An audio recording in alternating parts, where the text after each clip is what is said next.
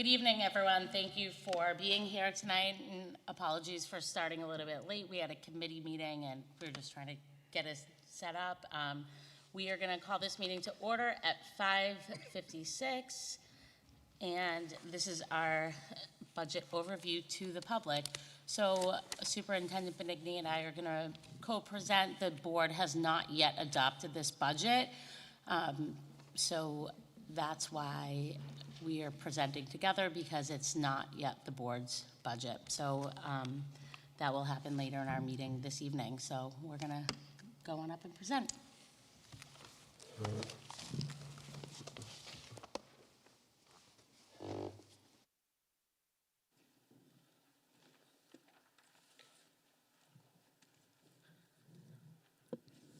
Move this. All right, so we are going to start out with the superintendent's proposed budget. And like I stated, this evening in our meeting, the board will have a vote and, take action and adopt our budget. But this is what the superintendent has proposed to the board. So Brian's going to be doing a lot of it, and I'm just going to be doing some of it. So.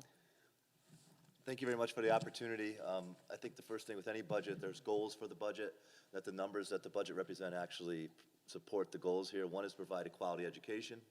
Two, prepare students for multiple options and opportunities. Maintain favorable class sizes and course offerings. Consistent support of technology, and a commitment to a safe learning environment. So when you think about the numbers, these 5 goals are what supports those numbers and that the funds support. The Berlin's mission and core values, through the work that we do as a Board of Education, we have to keep the mission and core values centered, especially as we think about the funding, our needs, what might have to get cut. We want to make sure that we are following through with the district's core values and mission to empower our students to be enthusiastic, curious learners, and kind, compassionate leaders in our community, purpose, passion, and pride. So, and then Berlin's beliefs about learning on the next slide. You can advance to the next one. All students learn when they feel safe, included, respected, and valued by their community. We must believe and challenge and support all students to reach their personal goals and our high expectations. Learning is enhanced by a cycle that includes goal setting, practice, feedback, and reflection. And students are empowered and engaged by choice and authentic learning experiences. And these beliefs about learning are crucial to the funding that the board sets and what we carry out with our budget and our requests. So next we have the vision of a graduate. The Berlin vision of a graduate is something that starts at the elementary school and works its way through to the high school, and that vision is ongoing throughout its effect. It's actually, you can see it in our curriculum, but it's also in what skills students gain through the curriculum. And one is to be able to communicate effectively. 2 is to collaborate to accomplish a shared goal, learn continuously, think critically, innovate to design solutions and problems, contribute to local and global communities. But beyond that, you can see various projects that throughout the year that support those. So at the elementary level, students creating short videos. At the middle school, the Quest program, where students actually display all these areas, and then moving through the high school with our culmination of the capstone, which is really an opportunity where students demonstrate beyond just normal testing and things of their abilities, what they've gained.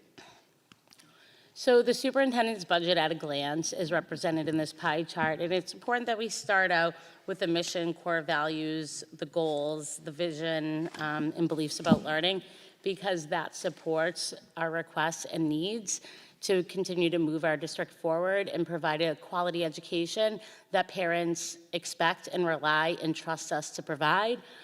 So that is the budget at a glance, and we are going to get into that on the following slides.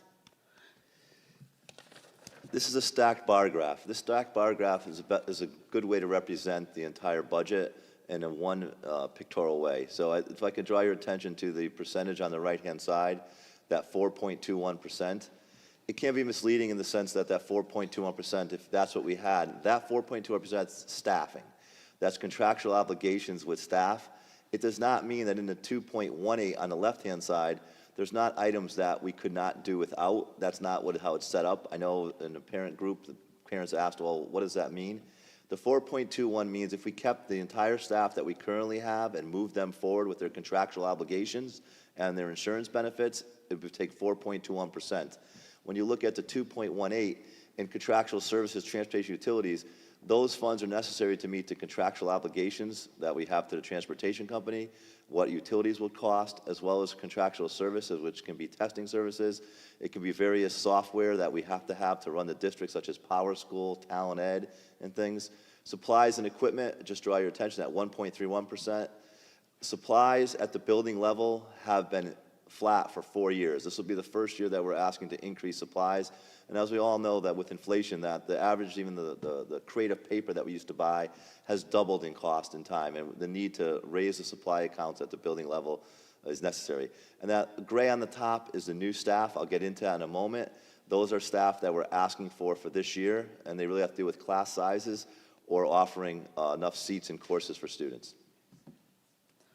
So the percentage of special education budget, so you can see that 25.5% of our operational budget goes towards special education, and it's represented in this chart, pie chart right here. But I think it's important to draw your attention to, we don't have much of a choice in special education. We are required by federal law to provide the services if students qualify.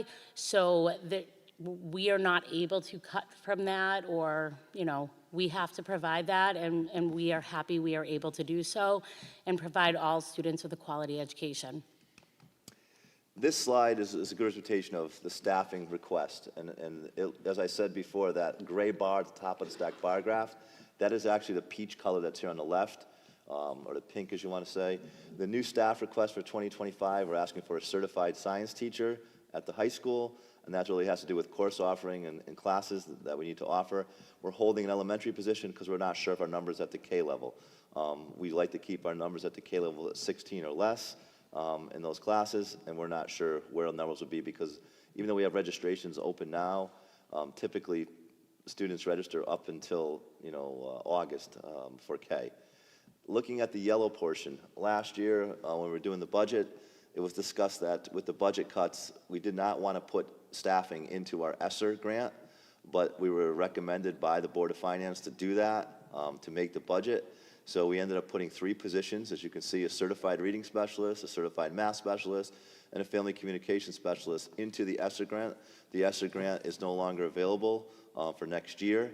So those 3 positions have to go into the operational budget. So as much as we say there's 2 new positions, there's actually 5 that are going in for next year because we have to bring them from the grant into the operational. The 3.5 in green, those are current positions that have been added this year. We eliminated a math teacher 2 years ago at the high school. We needed to bring a math teacher back, as well as having a teacher that's out on a long leave for the year. In order to find a high-quality candidate, it had to be a full-time position, and we know we need a position for next year, so we brought them back earlier this year. A certified special education teacher, our BLAST program, which is housed at Willard. The number of students in the 2 classrooms that we have for BLAST had exceeded 20 at the time. In order to service those students appropriately, we had to add a special education teacher and another BLAST classroom at Willard. An IT technician, we had our cameras, which we have over 350 cameras. They were serviced by outside vendors. We now service those cameras in-house. The need for an additional IT technician for the cameras, as well as our number of technicians per devices in the district has always been low based on business standards. And the office assistant, we cut an office assistant at the high school with people being out on leave, as well as the need, we hired a part-time office assistant at the high school. So the question might be, so how is this funded when it was initially in the budget? We've had positions that are open. We've had positions that have been open for several months. We've had people leave and then hired people at a lower rate based on number of years experience. So that's where the funding was found for these positions. These are in the current budget, and they'll be in next year's budget also. and it's in that the staffing. Sure. This slide here, I just added it. It was a separate handout, and the reason why is I just received this today. This is a comparison of our DIRG. Our DIRG is represented throughout the budget. It looks at what superintendent's requests are currently. So this, the only two towns, East Granby and Colchester, they've not requested, they haven't had their meeting yet. And you can see where Berlin is at 6.38 as compared to all the other towns. These are not actually, some of the budgets, 3 or 4 have been accepted by the boards, but these are superintendent requested budgets. I think it's important to draw our attention to that as well. We are right in the middle of the pack with where the requests are coming in. And I think after COVID, students' needs have increased. We need to make sure we're addressing those. ESSER is running out.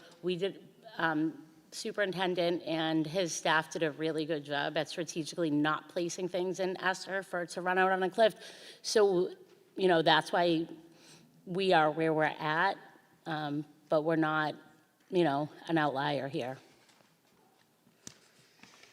This just gives you an overall view of all the line items for the budget. I'll go through some of them as we go through the budget, but this just gives you an overall summary. So the first is the administrators. The affiliated contractual increase is 2.25 or 4.6 with step. Administrators have 5 steps in their contract. The 2.25 is someone who's on the top step. The 4.6 is with step if an administrator is stepping.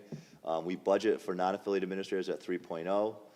Increased FT is recognized. The lead teacher, which was in the teachers union, the work that the lead teacher was doing was more closely associated to administrative work. So those positions moved from lead teacher at Griswold and Willard and at McGee.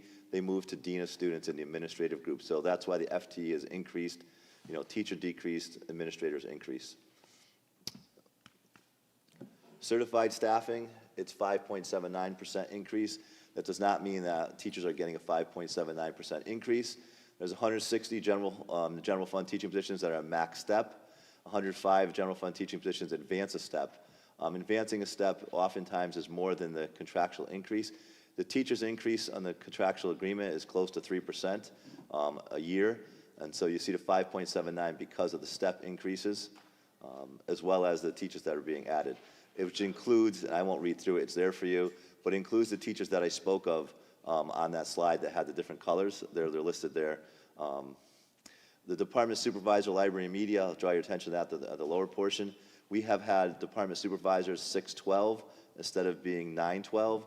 We added the 612 with the elimination of the assistant superintendent and just having the curriculum directors at the level. We changed from a 912 model to a 612 model to add support. It's worked very well. So we added this year department supervisor for library, media, and technology integration. And it obviously the anticipated salary lane changes, meaning if a teacher's moving from a bachelor's to a master's or a master's to a 6-year or a 6-year to a doctorate, this encompasses that also. 5-year FTE, you often like to look at, are we increasing number of teachers and certified staff? You can see the comparison from 22 to 23 and 23 to 24, and look back that we have made adjustments for certified staff based on our enrollment. Non-affiliated salaries, this encompasses all those outside of certified teachers and administrators. Rate increases for non-affiliated staff are determined by contract. They are between 2% and 3%, all of those contracts. We have several of those non-affiliated contracts being negotiated this year. Non-affiliated staff contracts are budgeted at 3%. That does not mean they're all at 3%, but that's what we budget for. Includes an increase of per diem substitute account. We have no way to determine the substitutes. That's based on teachers when they're absent. That substitute account accounts for it. We've had to raise our substitute per diem rate. It was at $95. The towns around us are all at $125 or more a day. We're now at that $125, and we're still having difficulty finding substitutes. Custodial overtime, we've done the best we could to control that, having practices where 2 teams at once are a solid 4-hour block, not just opening a building for the whole day. We have the most ELL students that we've had in Berlin in over 20 years. We're almost at 120, so we've had to increase the number of hours for our tutors to work with those students. Additional IT technician, I talked to you about that and the need with the cameras. Family communication specialist, this person works with Nick, doing the various broadcasts, including the board meetings, sporting events, the various media that's pushed out to the community. Additional seasons for Unified Sports. Our Unified Sports program has only grown, which is great to see. and that includes sports as well as unified theater, so some additional funding for that. And just, can you go back sure. really quick? A number of years ago, we ended our contract with Nutmeg TV and then just moved, to keep it all in-house. And with this family communication specialist, we're still at a savings rather than having Nutmeg TV, right? Yeah, Nutmeg TV was, I think, a little over 10,000. That was years ago. Now everything is broadcast internally, so. So at least we are able to cover so much more. It's on YouTube. It's just not run on Connecticut Public TV at random hours, so. The media department, including Nick and his assistant, operates with the two staff members. The second staff member here, the one that we talked about being budgeted, the family communication specialist, is a part-time position. And Nick is the only full-time person, and then we operate with students who are paid at a part-time job, as well as members of the club. Typically, the club members are freshmen and sophomores, and then as they progress to juniors and seniors, they are paid for their positions. Thank you. Employee benefits, this is budgeted with the town. My understanding is this is going to change for next year how this works, but for this year, they budgeted, we're told to budget at 10%. The rate increase for dental insurance is a 0% increase. The employee percentage for staff group has been adjusted to meet the contractual obligations of each group. That means different groups have different percentages that they pay, but that's been taken into account. And this includes new staff benefits, But when you look at the 6.53 and the 10%, that fluctuates year to year. The guesstimate for this year is that it's going to be 8.5 or higher. Some years it's coming lower, but this typically doesn't happen until April or May. Contractual services. Contractual encompasses professional services for PPS. PPS is our special education programs.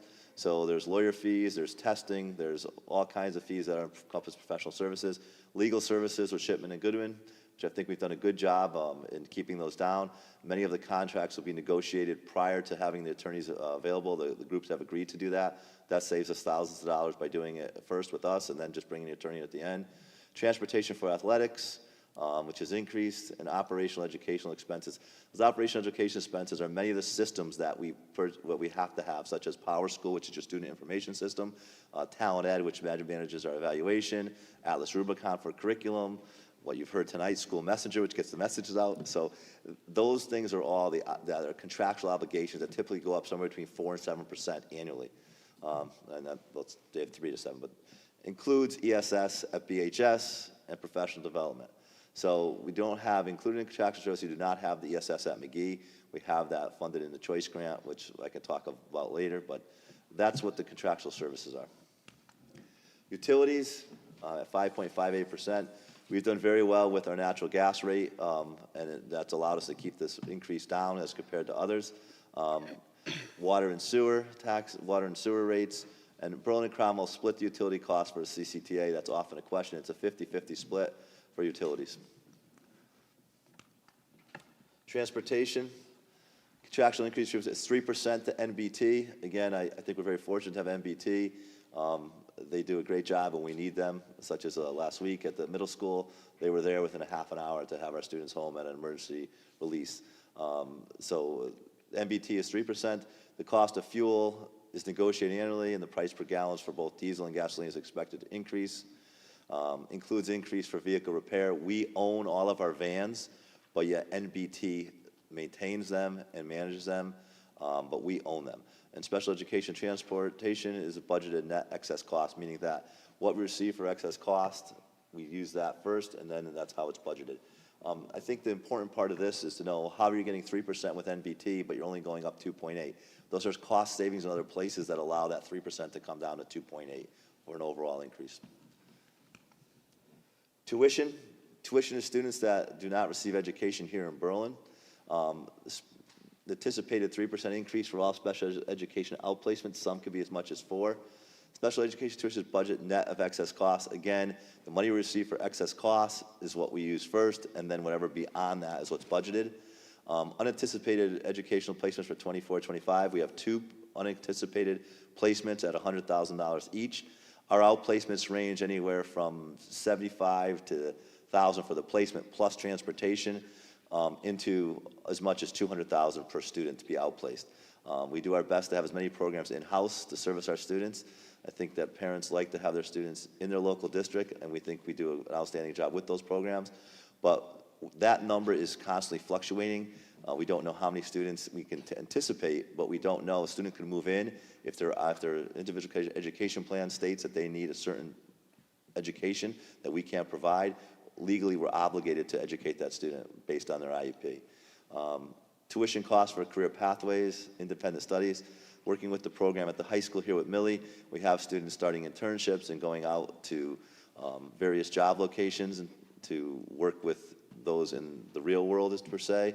So there's some tuition cost. Our tuition cost for our CNA program is embedded in there. And then adjustment to House Bill 6941, VOAG and magnet tuitions.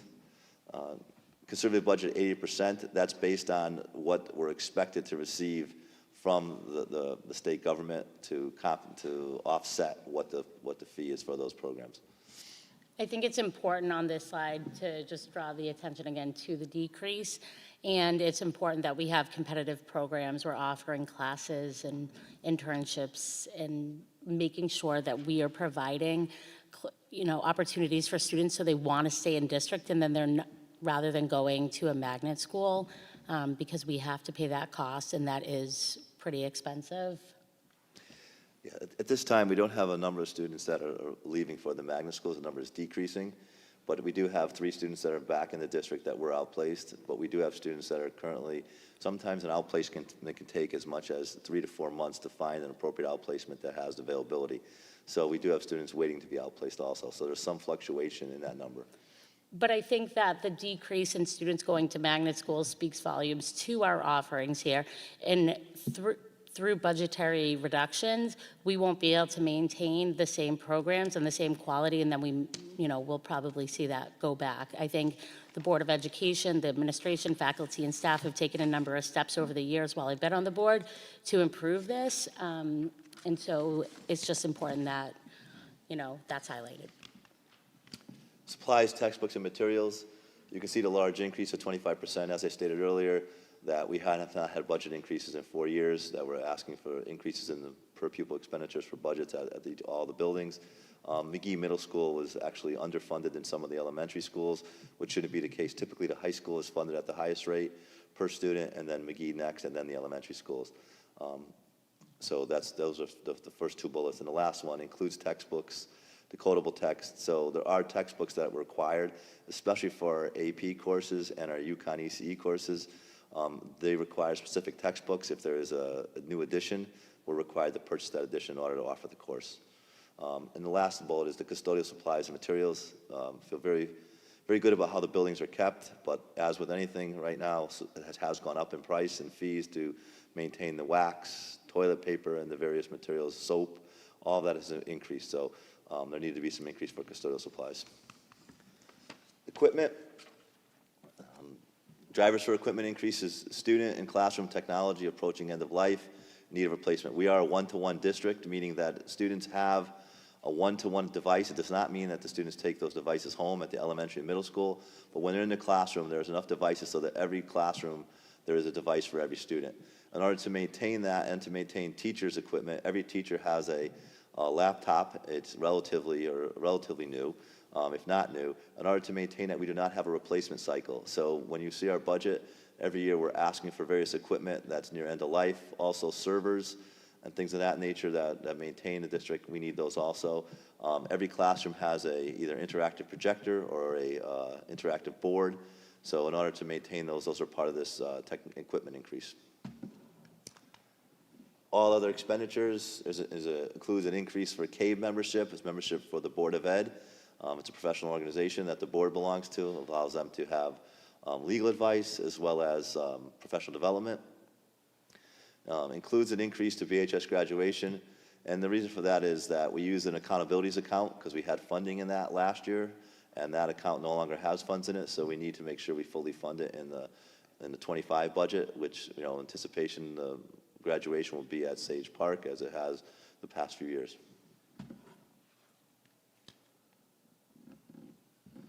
This slide just shows a 5-year comparison of all staff members. It shows the numbers that we've had and what we have now. You can see the change in prior year to see what the increase is. Teachers and certified staff, we're asking for 2 additional. and all the rest are holding at the same number that they've been in the past from last year to this year overall. So open choice enrollment and funding history, as you can see, it's dropped, it started to go back up. Assumes 105 open choice students in the upcoming school year and 3% of the open choice population. So, you know, we provide the opportunity for students to come to, from Hartford to Berlin Public Schools. And, you know, I think one of the biggest misconceptions with this is we're adding teachers, or it's costing more money, or we're not really getting the money for what it's costing. When we add students, we're adding them to seats that are currently available. We're not adding another kindergarten class just because choice students are coming and becoming Berlin Public School students. If, you know, there's 3 extra seats in a class, they'll go in there. And that's how it's been. And then that provides us with the choice grant to fund a number of different operational items that don't go in here. And during COVID and after COVID, our numbers did in fact drop, and that's happening with all of the districts that bring in choice students.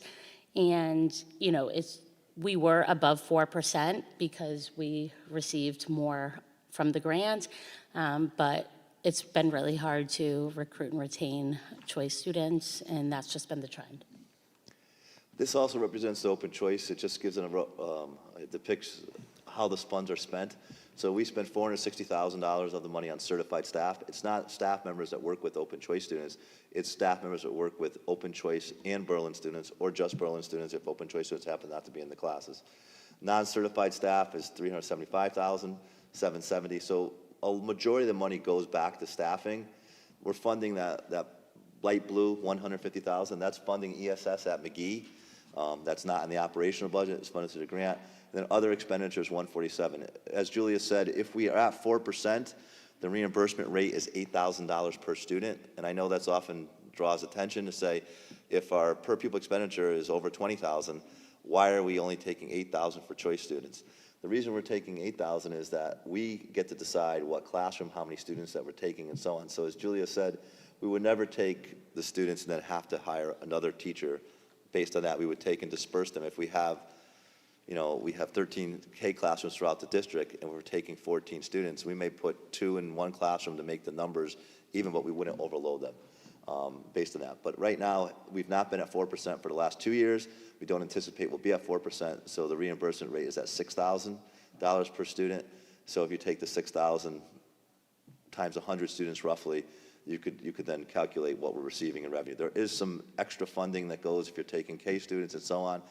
It may total to about $100,000 on top of that 6,000. But I think this is a good depiction of where the funds are spent.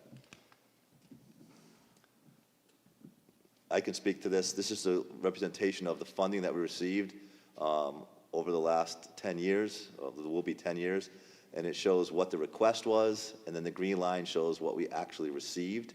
So you can see that we've been, you know, in a 3-year average, which I'll show you in a moment, it's a little over 3%, but going back 2019, 3.21, 3.2, 3.17, then 2.5, then 3.61, and then what we're requesting for this year here. I think they need to take into account that based on the learning loss and things, and we have our testing report later tonight, you'll see that I think we did a good job throughout the pandemic, and we're doing a great job of getting students back to where they need to be. But there is very much needs for social emotional piece, and some of the reductions that we took with staffing, we really need to put those back, especially at the secondary level, in order to offer the courses that students need.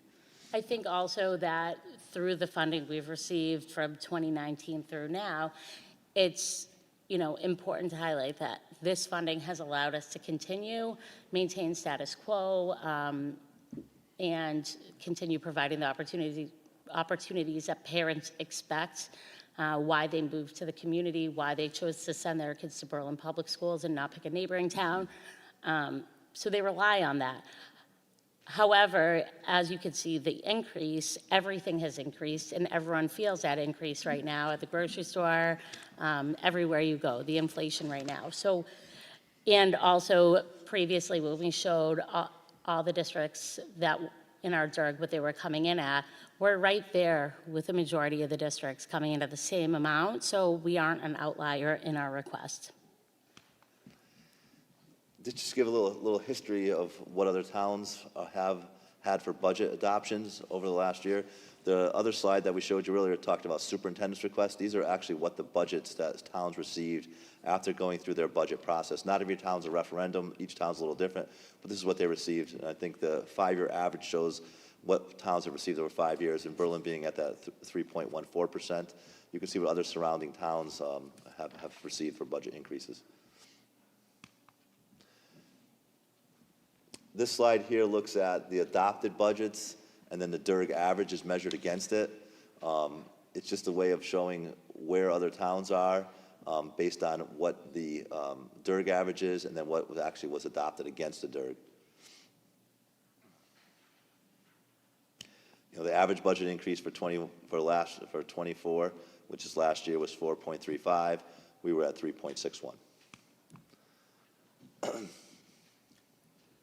This is the per pupil expenditure, what we spend per student. As I said, it's a little over 20,000, 20,671, and the state average is 21,657. But beyond that, you'll see that green line is the state average, but the blue line shows each of the towns within our DIRG and what they're spending per pupil. So we're a little more than the middle. Just a little bit about how we're doing. There's more to come tonight. So we look at a composite score of grades 3 through 8 on the SBAC exam for our DIRG. If you look at Berlin for ELA and for math, we were 4th in both out of 26 towns. It's not saying that we can't do more, but that's a good representation. The words that I like to use with staff is that we should be in the upper quartile, and being 4th is in the upper quartile of the group. And then we look at science for 11th grade. We are 2nd out of the same 26 towns in our DIRG. And SAT achievement here, I want to say we're 8th and 9th, I believe. 1, 2, 3, no, I think we're 7th and 8th. 7th and 8th for math in our DIRG. A little below the quartile, just right below it. So the achievement coming out of COVID and things and where we are is definitely strong, and we want to maintain that, and this budget will help us to do that. State funding, just to show you, there's a decrease in state funding. These are grants and things that we are losing funding on. Federal funding, it's up and down. It depends on the year. But as I said, the ESSER funding has stopped totally, so it's definitely a decrease. And I won't spend time, but this is the projected enrollment that we expect for the next year. You can see that where we like to keep our K classes and our first grade classes, we like to keep them at 16 to 18. Really like to keep the K as small as we can. We know that having limited number of students with a staff member, students make the most gains, especially when they're starting in K and 1 and 2, when those are critical reading years for all students when they're learning how to read. And then McGee enrollment and the high school enrollment as expected. Our enrollment last year was expected to decrease. It actually increased, I want to say, by 41 students last year. That was expected. And next year, we're expected to remain flat. So we should stay relatively flat with the 1 or 2 different students based on projections. I think it's tough with the number of new apartments that are in town to determine what the enrollment will be exactly. And that's why we're seeing a lot of fluctuation. So due to the timing of our presentation, typically I've presented this after the board has adopted the budget. So I know a few times when I was speaking, I said what we're requesting. The board hasn't actually adopted it yet. We're going to have a motion and then discussion and a vote in our second meeting, which follows this. But, you know, this is still the superintendent's budget, and I think it's just important that, you know, we go through all of it. You guys can go back and watch it on YouTube later, but feel free to ask any questions to the superintendent myself while we stand here. So just come up to the microphone, state your name and address, and we can address any of your questions.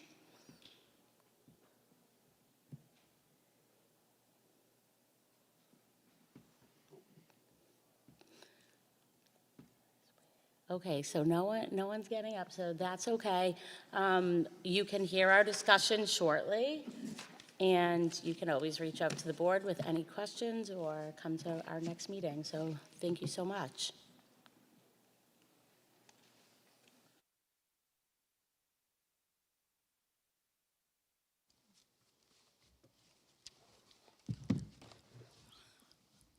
All right, so is this mic on? Yeah.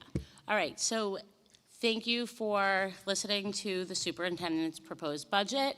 The way our agenda is set, we are going to adjourn this meeting and then move into our next meeting. Do I have a motion to adjourn? So moved. Motion by Adam, second by Jamie. All those in favor? Aye. Opposed? The vote carries 8-0. So we can move into our next meeting. All right. Good evening, everyone.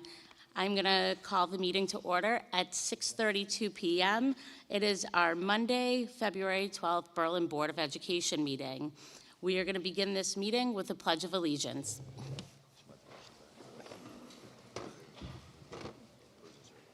I pledge allegiance to the flag of the United States of America and to the republic for which it stands, one nation, under God, indivisible, with liberty and justice for all.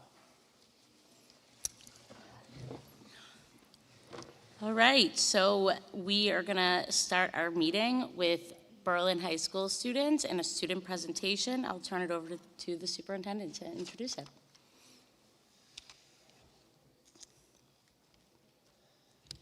If I could ask, yep, they're coming in right now. But if I could ask Mrs. Ament, the principal, to come up to the microphone. I don't think anybody heard that, correct? Yeah. I barely heard you. Okay, okay. Yeah, the others coming in.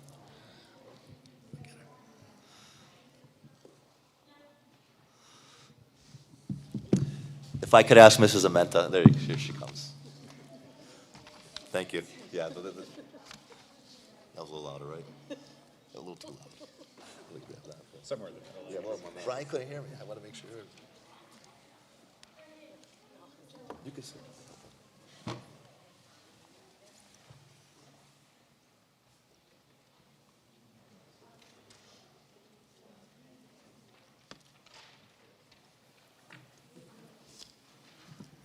Hi, Patrick.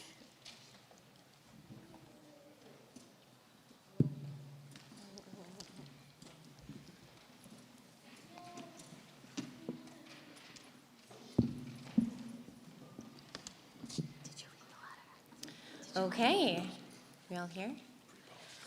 Okay, hello everyone, good evening. I am very excited tonight to share with you the Berlin High School presentation. I have the honor tonight to showcase a very exciting group of students in partnership that's been growing for quite some time. So in just a few minutes, you're going to have the opportunity to hear from some of our friends.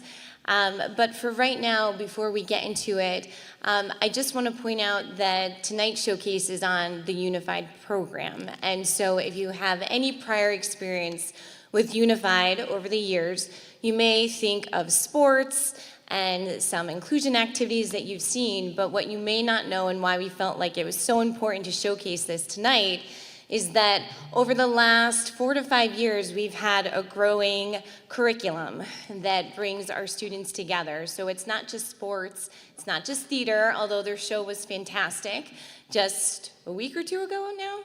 But we are going into the classrooms. We're going to various art classes and Spanish, and you're going to hear all about some of these partnerships in just a few minutes. So before I give it all away, we're going to turn it over to a quick video, and then we'll have some students come on up.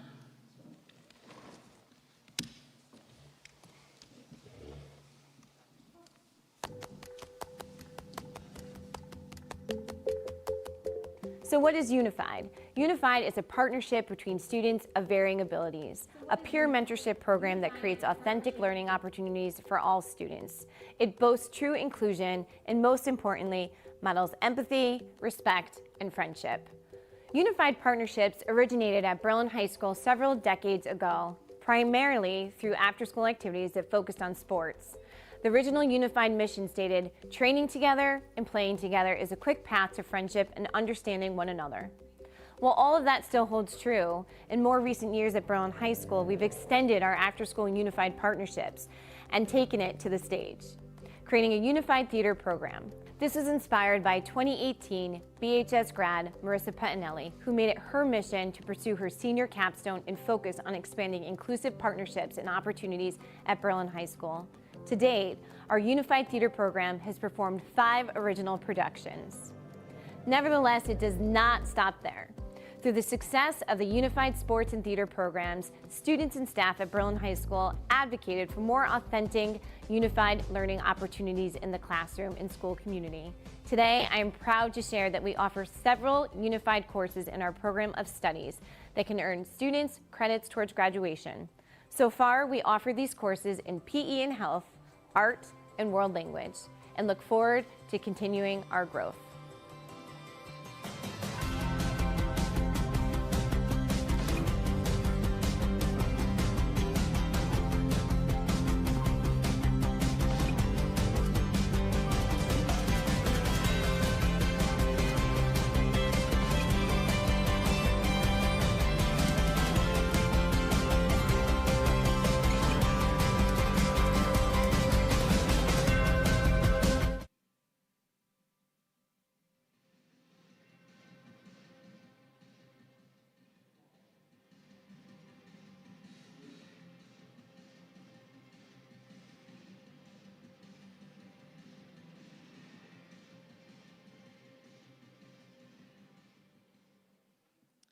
Okay.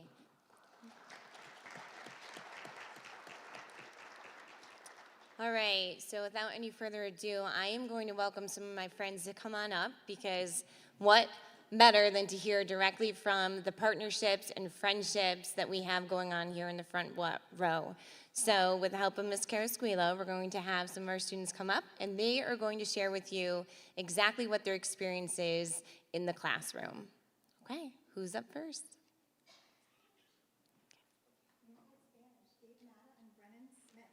All right, we have Brennan Smith and Gabe Mata. They are going to chat with us about Unified Spanish. Here, Gabe. Use this.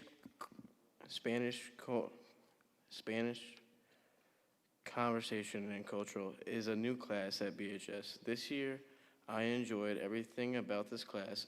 It is hard to pick one thing. Mainly, I enjoy cooking Spanish foods with peers in the Rise Kitchen. It's always fun. One thing I enjoyed about Spanish is watching Spanish movies. Some of the movies we watch are about The Book of Life and Coco.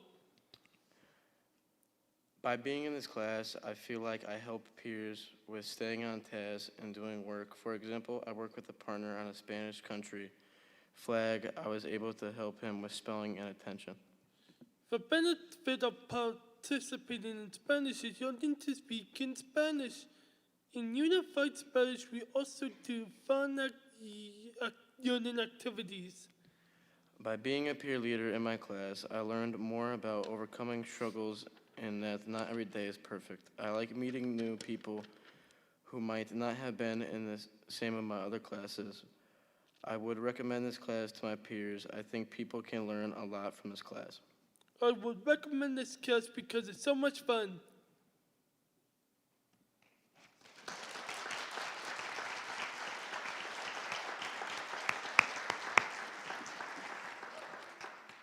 Thank you, guys. What's up? Sure. Okay. So now I'm going to invite up some students to talk about their experience in Unified PE. So I have Elise, Julia, Adriana, Dora. Come on up.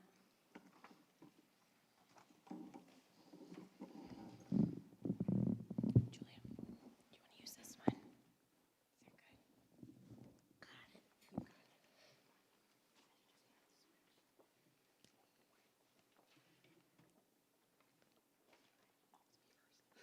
Unified PE makes my day better every time I step into the gym. I love meeting and working with everyone. Unified PE creates an encouraging and safe space. In Unified PE, I do play games and make friends. Favorite part was the parachute. In Unified PE, I love the different activities and different ways of being more than just a student. The safe space that was created in the class made me want to go to the gym and be an active role model for other students. In Unified PE, I like when we do the parachute with balls on top like popcorn popping up and we go underneath. Sometimes we do shout-outs or questions of the day to start class. By participating in Unified PE, you may find new interests or a career path. The class doesn't just benefit peers, but leaders as well. We get to be more active, to meet new people, have new experiences. We get to be together and work on being kind. In Unified PE, you get a better work environment without feeling you have to fit in, while also just being yourself and having a good time. I like getting more active and seeing friends that I normally don't see. Unified PE taught me that everyone is similar in their own way and everyone is unique. You learn how to be more kind and more patient. You learn new things about yourself too. I learned how to be more patient and my students and with my teachers and my friends. Be more open-minded. Beware the space I take up. Unified PE taught me that everyone is welcome no matter what. We practice old skills and learn new ones. Every class we start at the board with our pitches, then we move our pitches to the present column.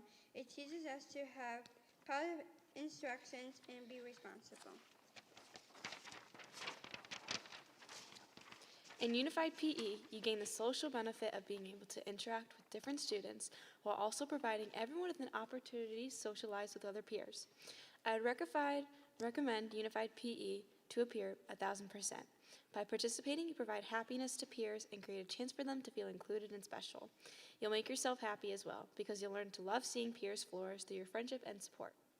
In PE, get a Sarah Foss and a kindness to space. I feel welcome.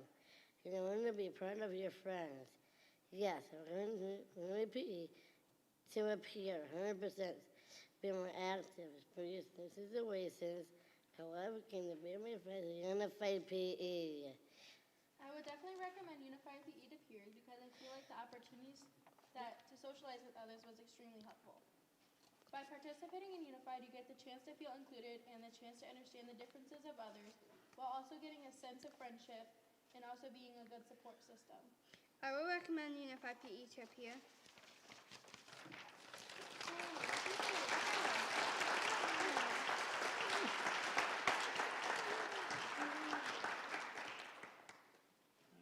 Great job. Okay. Now I believe we have Aaliyah and Sammy coming up to talk about Unified Art.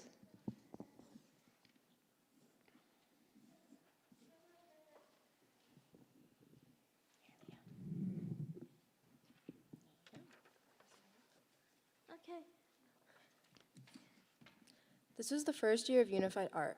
In this new class, I enjoyed working with my peers and creating art that they were excited for. In art class, I had to draw rainbows on the iPad in virtual reality room.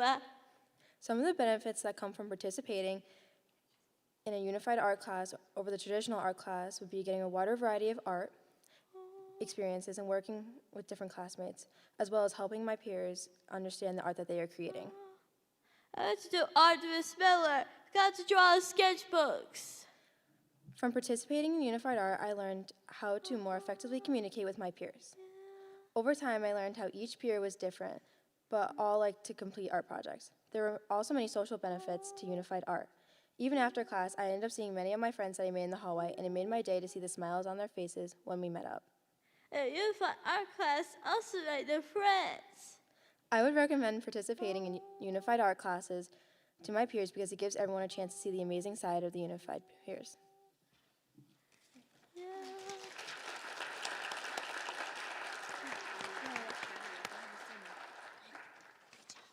Great job.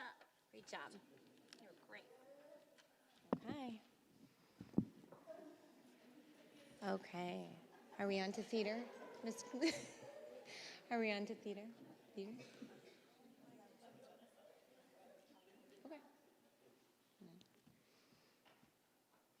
Okay, now we're going to have some of our friends come up. I have Maya, Leah, Mark, and Katie to talk about Unified Sports.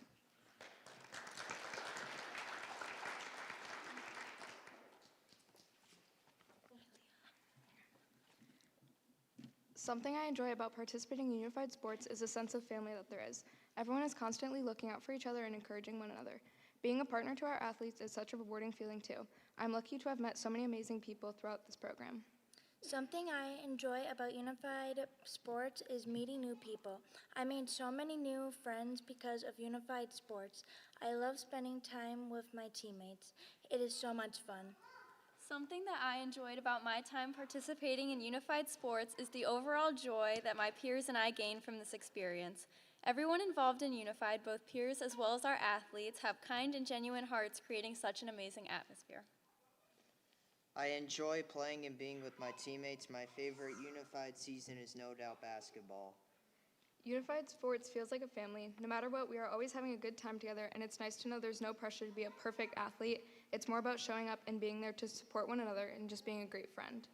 The unified sports program is not intense and more my speed because I can do more things in unified that I can't do in regular sports. One benefit from participating in unified sports as opposed to traditional sports would be the uplifting and positive energy that everyone participating has towards our athletes when it comes to cheering them on and being supportive. Unified sports are definitely more fun, especially when you add those hula hoops on the basketball rim. It's pretty cool. Something I've learned from participating in the unified sports is how to better advocate for myself and others. One thing that's a huge part of our team is looking out for one another and making sure everyone is heard and speaking up for each other. We are incredibly lucky to have such amazing support staff and partners who are always there, making it a priority to be a safe space for everyone. Something that I learned by participating in unified sports is staying positive and always knowing my best will always be good enough. Something that I have learned through participating in unified sports would be how to assist each athlete when it comes to achieving their goals. This would include helping them with the understanding of certain activities as well as accommodating certain games to fit their overall needs. I learned that unified sports brings everyone together. Honestly, I would say for those who are not a part of it, I highly recommend joining. Once you join, you will consider the team to be your family. One social benefit of unified sports is how everyone is included and welcomed in unified. The coaches, players, teammates, everyone is so welcoming to both new and returning people. No one's ever saying, oh, you could have done better, or you didn't make that goal. It's rather about celebrating everyone's accomplishments no matter the size. And with that, it's just such a positive environment, which I'm so grateful to have a group of people in a space where you can connect with your peers, knowing there's no judgment, and at the end of the day, you care so much about each other. I don't feel left out at all in unified sports. I always feel like I am part of the team. A social benefit that can be gained from participating in unified sports would be the encouragement and positivity that is expressed throughout the activities taking place. Both our athletes as well as our peer leaders are incredibly encouraging and positive no matter the outcome of the task at hand, and make sure to celebrate everyone's accomplishments. The best part of unified sports is playing during the halftime show of the varsity game at VHS. I'm also glad that I have good coaches and I even got an award last spring. I will always and forever recommend participating in unified activities. Not only is it a way to meet new people, but it's so much more than just a regular sports team. We're lucky enough to have so many other unified-based clubs and activities throughout our school community that once you connect in one, you have the opportunity to be involved in so much more. For example, I started with unified sports my freshman year, and I'm now involved in theater, PE, and being a peer leader in the classroom setting. I think anyone who has even a slight interest should join because there's always something for everyone, and regardless, you will find someone to connect with. I would recommend participating in unified because everyone can participate in something and everyone is always having fun and enjoying time with friends. I would definitely recommend the participation of unified sports to others. The entire atmosphere when it comes to unified sports is so positive and welcoming to everyone. I've always loved participating in unified sports due to the relationship that I have between the athletes, peer leaders, and coaches. I would definitely recommend participating in unified sports. The best moment of my life was making a three-point shot during the last few seconds of the VHS halftime show on January 31st, 2023. It was amazing.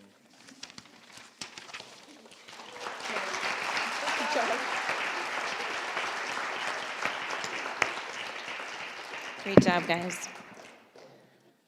Okay, I believe now we are going to turn it over to some friends who are going to chat about unified theater. So I have Jess, Taylor, Macy, and Caitlin. So come on up.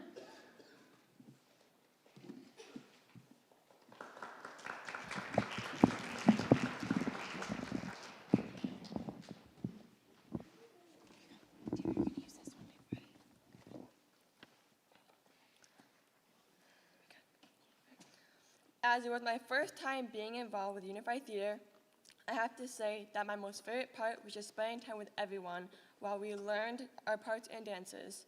It was a great way to see how hard everyone worked together to put on an awesome performance and show off their unique talents. At Unified Theater, I had fun reading the script. Writing the script was a fun process from start to finish. As partners, we had 2 meetings where we wrote scripts that go with the theme of the show. This year, it was a night at the dance with a theme of communication. As a group, we came up with mini themes and wrote Mad Lib-styled scripts. The actors would put in groups and filled in the blanks, making sure they had a say as well. My group was all about the songs at the dance, and every song that was in the show was decided by our actors. This is what made the script so fun to read and perform. I think Caitlin had some fun too. Want to tell everyone your favorite part of theater?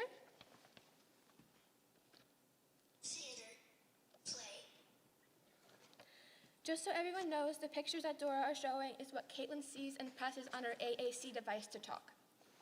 We believe there are benefits from participating in Unified Theater because you can just be yourself and explore everyone's style of learning. We also benefited from making new friendships. Unified Theater was a great time. I made some of my best friends. What is different from a traditional theater is that everyone gets a role. In traditional theater, you have to do auditions, callbacks, and maybe not even get a role. Meanwhile, in Unified Theater, everyone gets a part. No one is left out, and no experience is needed. This is my first year doing Unified Theater ever, and it was so much fun for beginners like me who have never done anything like it.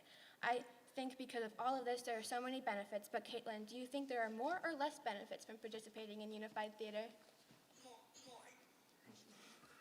We learned from participating in Unified Theater too. Throughout the entire process of Unified Theater, I learned what speaking in front of a live audience is like and how working together is important. Even though it was my first time speaking in front of a crowd, I felt very comfortable after practicing and repeatedly going over my lines with my group. One way I benefited socially from Unified Theater is making new friends and learning new ways to interact with others. I learned how to not be nervous on stage and in front of a crowd. Also, I had a great time with my friends, and I got to meet some new people. Through the entire process of Unified Theater, I learned new methods of communication like using an AAC device or talker. An augmentative and alternative communication device, or in simple terms a talker, is used by many people with varying speech and language abilities. It lets the user get across what they want to say just in a different way so others can understand. I also learned about nonverbal cues. I learned they are not limited to pointing or body language, they are also noises and other movements. For example, one time when I was working with a peer, she wanted me to clap her hand in between mine, kind of like this. And I knew when she looked at me and did that, what she wanted me to do. And so I did. And when I did, she smiled and giggled at me, and it made me so happy. These communication skills gave me a huge social benefit because now I can communicate with more people who have varying abilities. Caitlin, how does it make you feel to be social with your peers?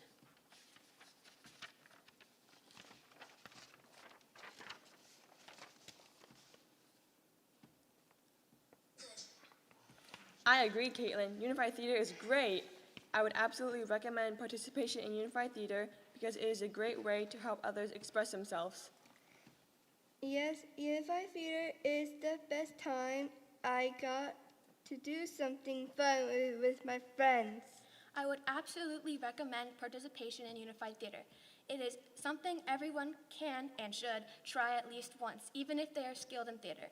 It really opens your eyes on how to work and communicate with people that are different from you. What about you, Caitlin? Would you recommend Unified Theater?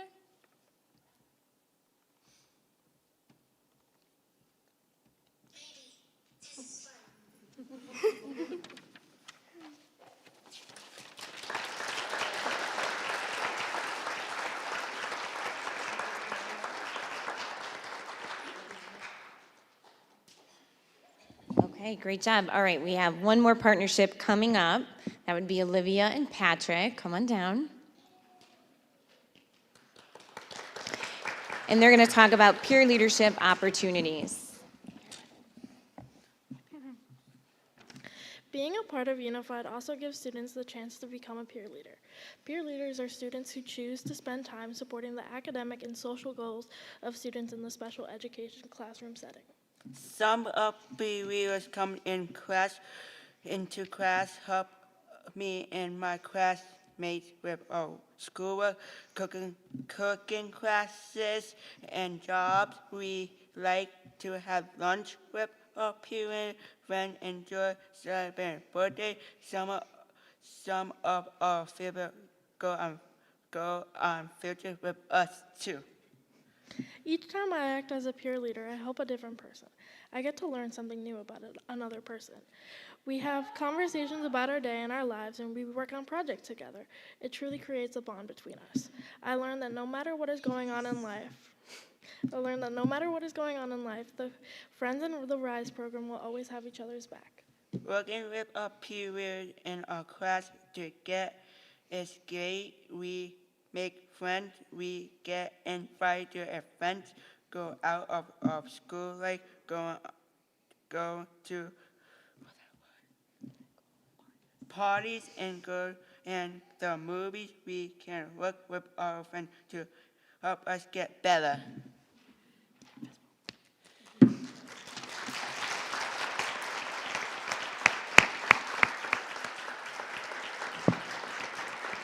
Great job, guys. All right, so we don't typically get these large crowds like we do tonight. So can everyone give these students a great round of applause, because that was outstanding and very brave to get up here and do that. Excellent job.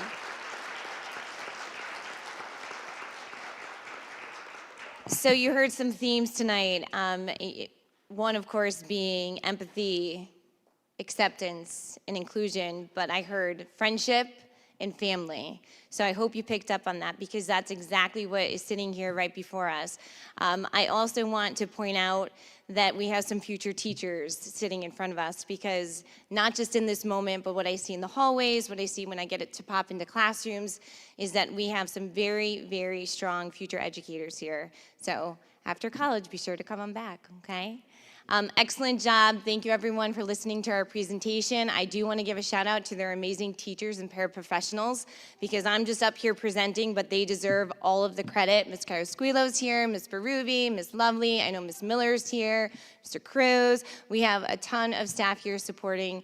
Thank you, family, for coming out as well and supporting our students. Okay, great job, guys.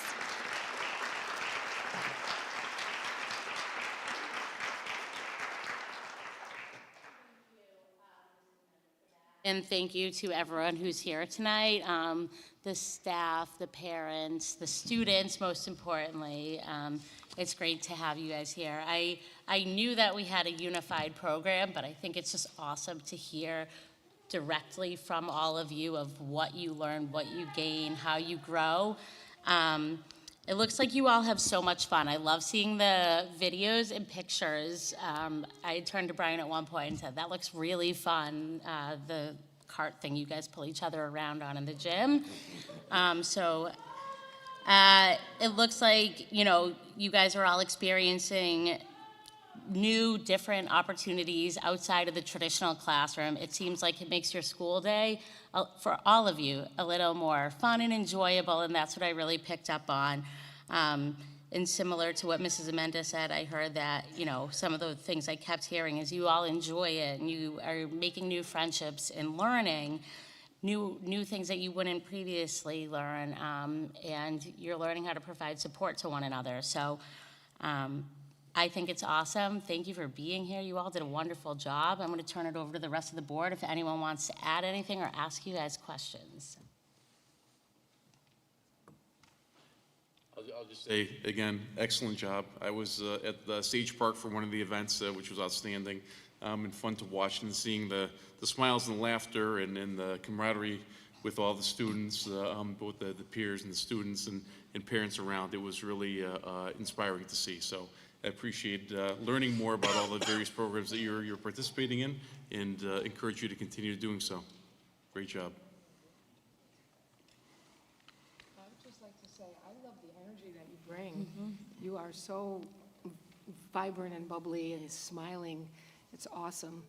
And I love the fact that the peer leaders can help you and guide you and be part of your life and your journey. And I think it's a wonderful example to set for the rest of the community. So you're doing an awesome job. Thank you.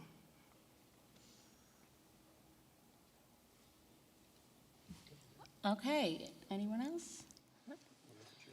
All right, so our next agenda item is a special recognition. We have 4 exceptional students that will be recognized. However, I think it would be best to just take a 5-minute break. So if any of the students here, if you want to stay, you certainly can. If you want to talk to any of the board members, if you want to go home, but in 5 minutes, we're going to resume. We'll take a recess and let you all have, there's cookies out there, I think.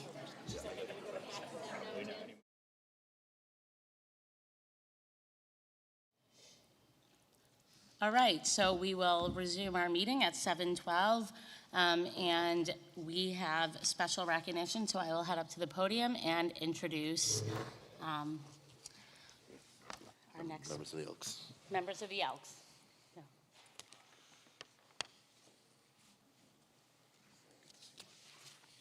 All right, so we have 3 members of the Elks here tonight for the Elks Americanism Essay Contest finalists.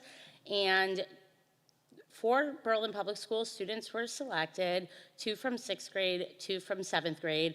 So I am going to invite Americanism Chairman Mark Perzin, Exalted Ruler Suzanne Topliv, and Leading Knight Pat Burnham. You guys, I would like to welcome you up and look forward to you presenting to these wonderful students.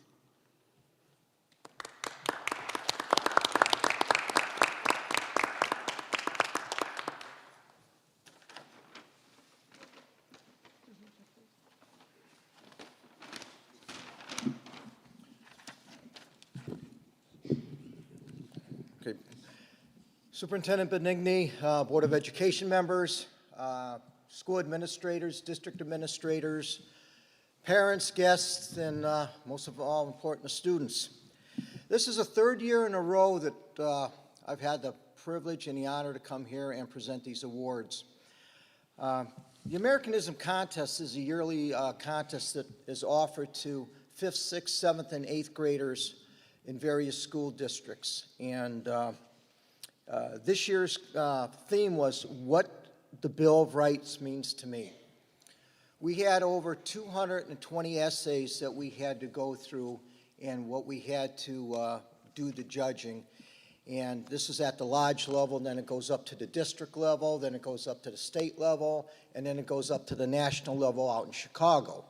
Well, last year, just to let you know, one of the students out of McGee Middle School had her essay go all the way up to in Chicago for the national level for judging. It was just quite a great honor. But some of the criteria for this, it's an essay 300 words in length.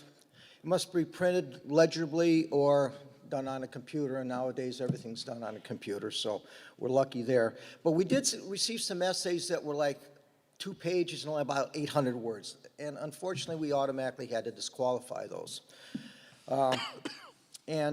Each essay is submitted to us, and then we follow the proper procedure.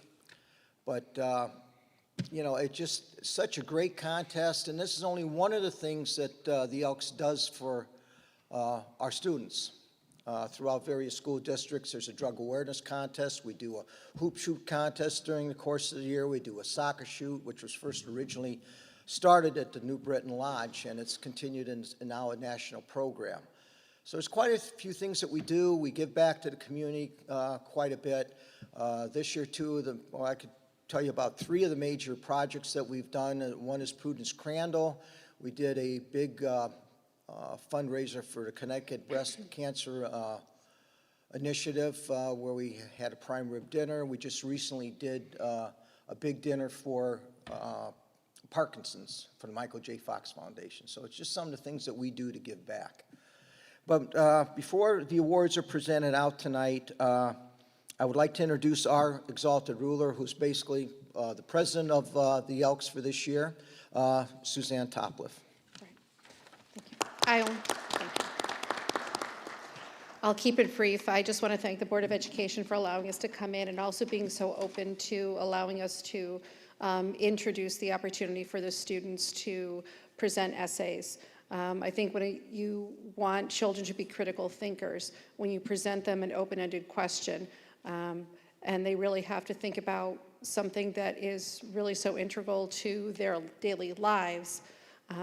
Again, there were over 200 essays that were read, and some were really, truly just exceptional. And I think it's just a testament to the work that is done by the Berlin educators. And I think it's a very bright future for Berlin. I know Mark's spoken about a few things that the Elks do.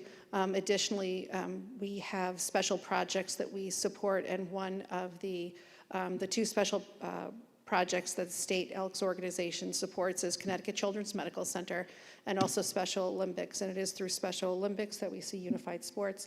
And it was very inspiring to have the opportunity to have both all of the students really speak about what the impact to unified sports is. We had the opportunity to listen to the CEO of the organization speak about Special Olympics and the importance of unified sports in schools. Please continue to support the unified sports because statistically speaking, it really is a benefit for any student who's involved in the program, and hopefully more will continue to become involved. On that, though, I'm going to give it back to Mark so he can present the awards. One thing I forgot to mention, along with the certificate of participation, each student will receive a $50 check. So it's something that is kind of inspiring. You write an essay, get $50. I wish I did that when I was in school. But for 6th grade, we're going to start out here with Luke Riddett, if I pronounced it correctly.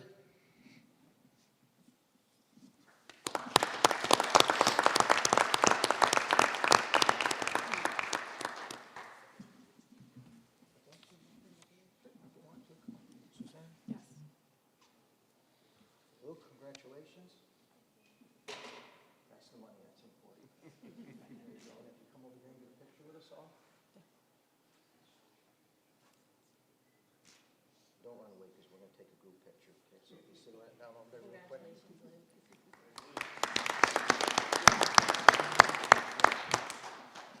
Next student's going to be recognized as Andrew Alger.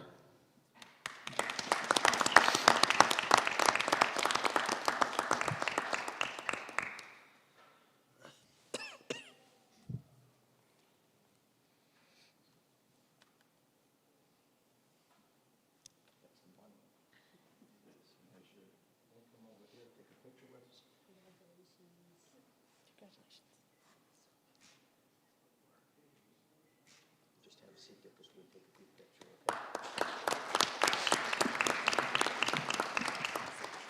Next student out of 7th grade is going to be recognized as Audrey Jersick, if I pronounce it correctly.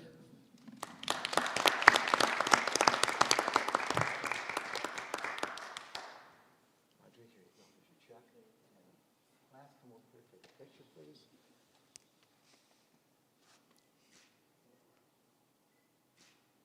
And then we're going to take a group picture after, okay?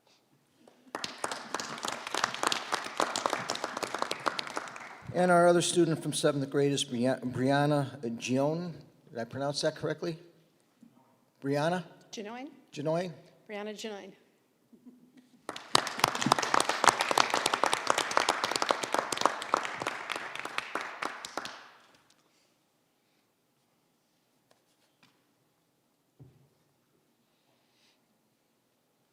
There you go, Brianna. We'll just take a picture. Turn around, we'll take a picture, and then we're going to take a group picture too.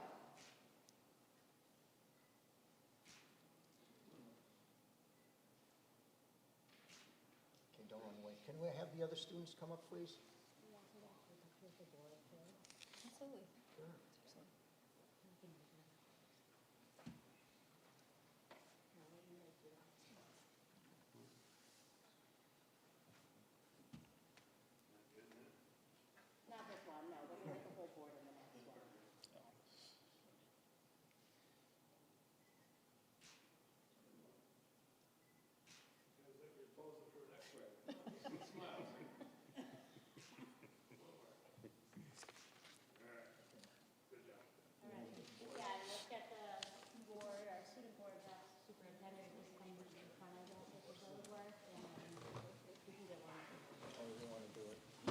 maybe they stood in front and then, maybe they stood in front of the table.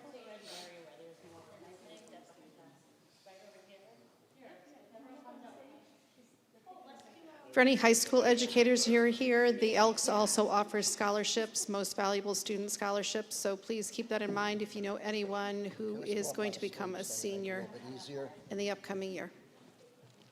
We gotta go up on stage. I'm going up the stairs. I'm not jumping. Show our age, Brian. Show our age on that one.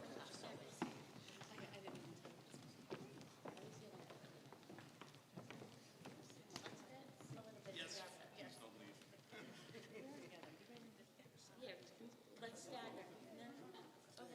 There you go. See? Perfect. No, stand up.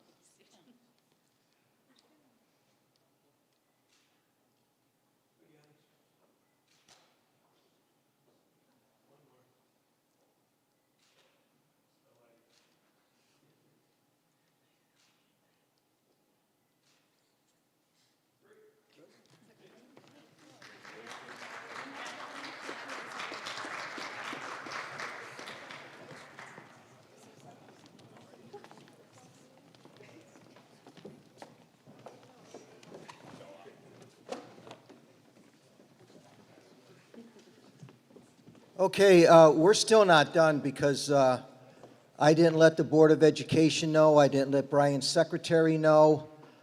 There's only one or two people that know what's going to happen at this particular point in time. This Elks program does not work unless we have support. And through the course of the past 3 years,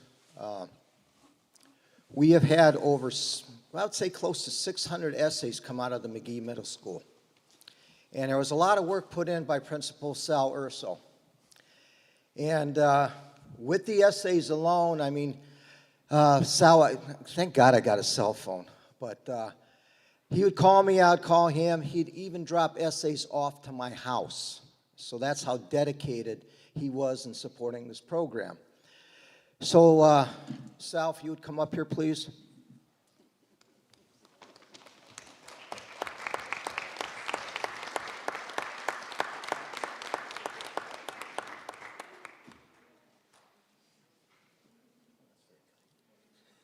You didn't even know, you get more than a hat. Principal Sal Urso, McGee Middle School, in recognition of your continued support for the Elks American Essay Program, your hard work, dedication, and preservation have been instrumental for the success of this program. Given by the New Breton Elks Lodge number 957 this 12th day of February 2024.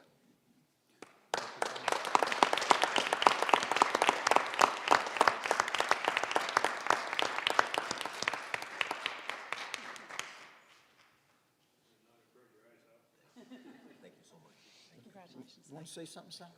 No, thank you. You don't want to say? Well, go ahead. Well, I appreciate it. The kids are the ones who wrote the essays. I know Mark made it sound like I wrote all 600 essays, but we appreciate the opportunity. Congratulations to our students and our teachers who facilitated it. Jeff Kronk is our 612 coordinator for social studies who also helped facilitate that. So thank you to Jeff, and congratulations, and parents, keep sending us great kids. Thank you so much. All right. Again, this program doesn't work unless you get support from the very top. So Superintendent Benigni, I need you.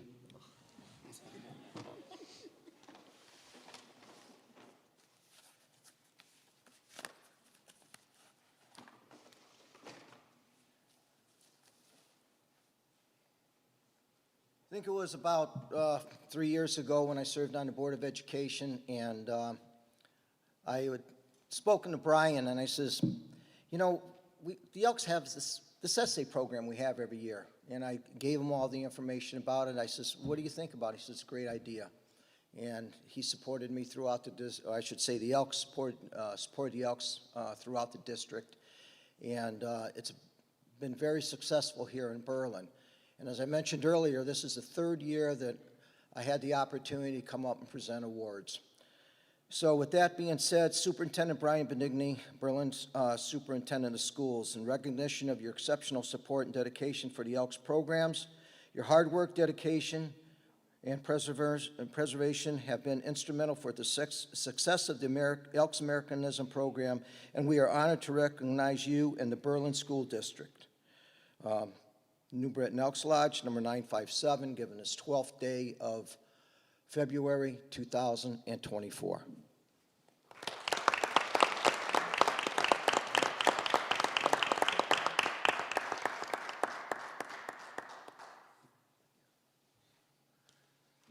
Sure. Thank you very much. When Mark came to me and asked about the essay contest, I think the importance of an Americanism essay contest should not be understated. As we live with much divide throughout the country, starting with our students and asking them to speak to Americanism and what it means an awful lot to me right here. So as much as I want to thank the teachers and the students, I think as a school community, to speak of Americanism is important. And to recognize that the Elks moves this forward and gives students an opportunity and then recognizes them, I'm proud to be part of it. So thank you all, and students, thank you very much for taking the time to write those wonderful essays. The essays themselves. Thank you again. Thank you. We'll take care of that.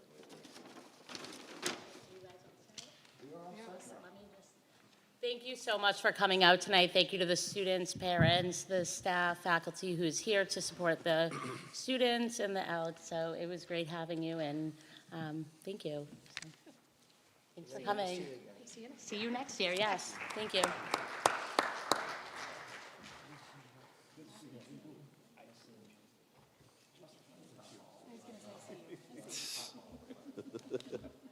All right, so we are now moving on to reports and correspondence to the board. So the board may notice that reports of board members is a new item on this section.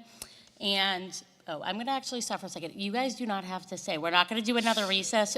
Feel free to get up and go, or stay. You can stay. We love it, but it's getting late.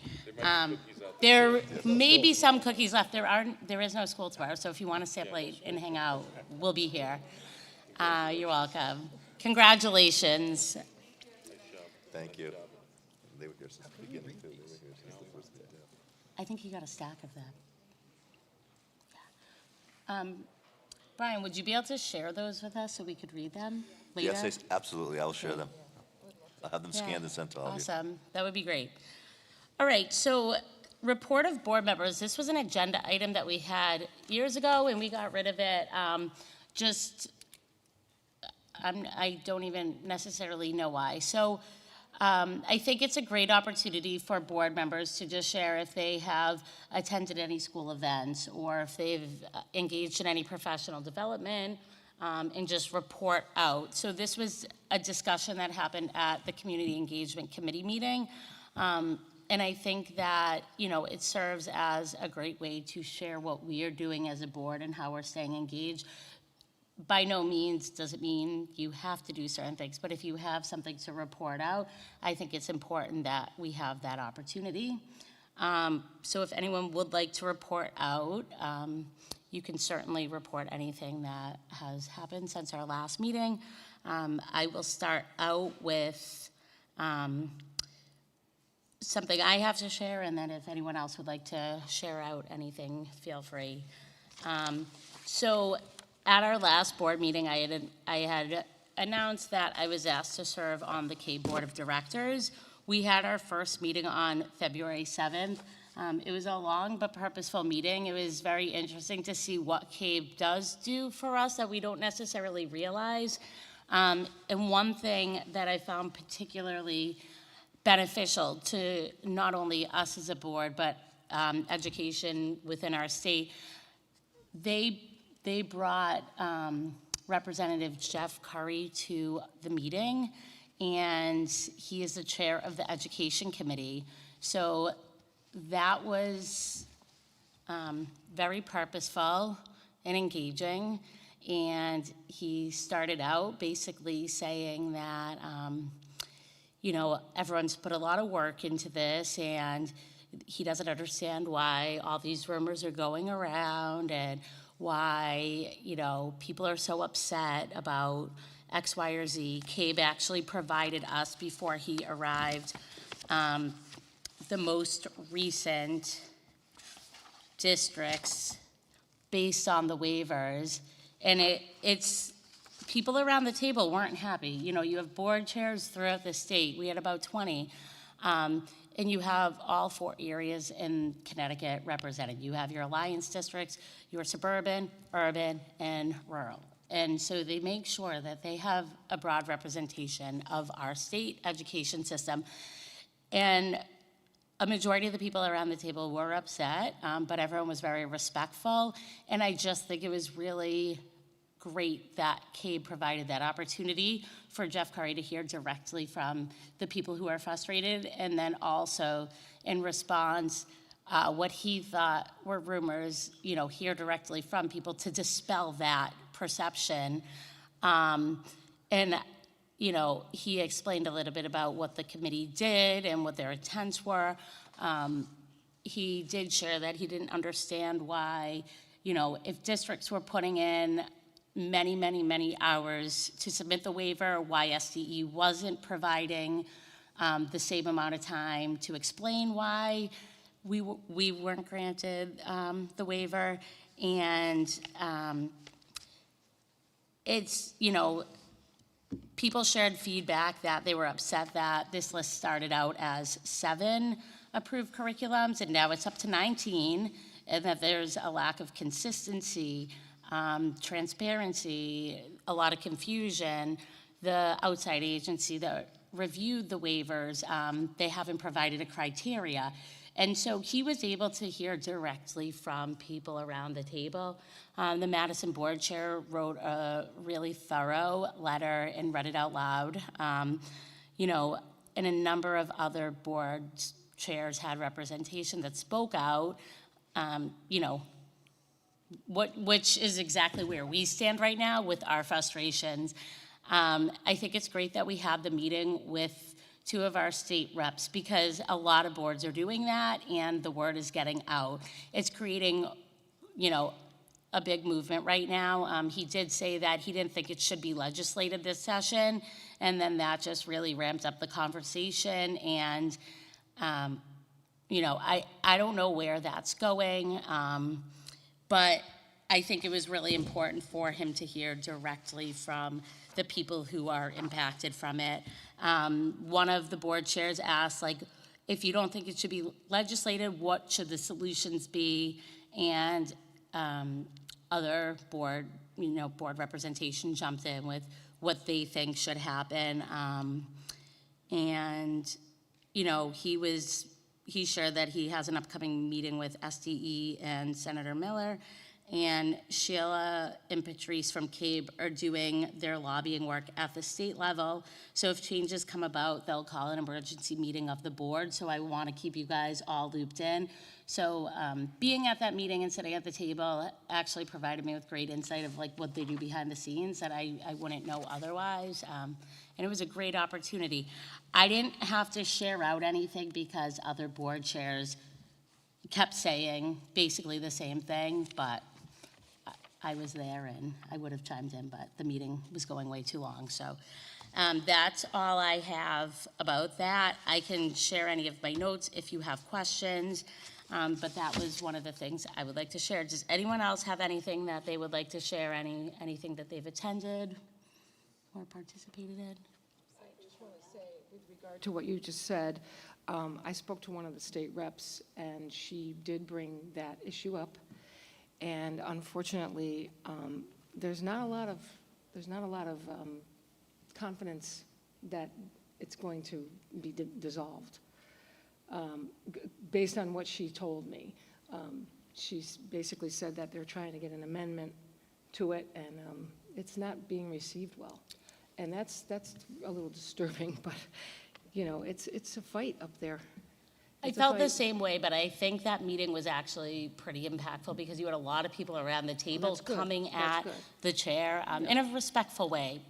But it was, pretty fired up. But yeah, and I think the meeting started out saying it shouldn't be legislated, but then it kind of changed as people kept going on and on and on. So I think I will continue to keep you posted as Cabe keeps the board of directors posted. And I think, it's really early on, so we'll just see what happens. Hopefully, yeah, that's. Anyone else like to share anything? Sure, yeah, go ahead, yeah. I just want to let everybody know, and those watching at home or watching it later, that the BHS musical, The Addams Family, is next month, and I'm a theater goer, a perpetual theater goer, and the talent that has come through Berlin High School and through McGee is amazing. Even if you don't have students here, encourage local citizens to come out. Again, one of these kids, you're going to be able to say, I saw them when, at some point. And I've been going to the musical, I don't know, for maybe 8 years now straight while I had it. So I would just encourage anyone to attend these musicals. Thank you.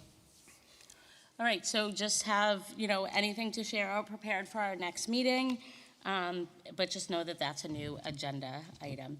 We're going to move on to our favorite report, the student representatives. So I'm going to turn it over to the two of you. All right. So over the past, 2 weeks ago, the BHS mock trial team competed at the semifinalist round at the New Britain Courthouse. And compared to previous years, the club is making tremendous strides in the right direction as members continue to reestablish itself within BHS. And after coming out victorious, the team will move onto states in early March. Next, last Wednesday, the math team at BHS held their first competition as part of the Capital Area Math League, which is composed of 24 schools across the state. At the BHS hosted competition, over 19 schools with a total of 170 students attended, and at the end of the season, the top 50% of teams will move to compete in the New England Math Meet. And then recently, the BHS boys and girls indoor track team made it to states, with Julia Palmise advancing to the state open. Their hard work and dedication has led them far, and we wish them well and all the best as they advance. Next, senior Maddie Lazara recently won the Gold Key Award in the Connecticut Regional Scholastic Art Awards for her most recent work, which aims to explore the relationship between Christianity and the athletic world. And finally, Aliana Wissick, a senior student and National Honor Society member, was recently awarded an academic scholarship from the organization for her academic and extracurricular excellence over the past 4 years at BHS.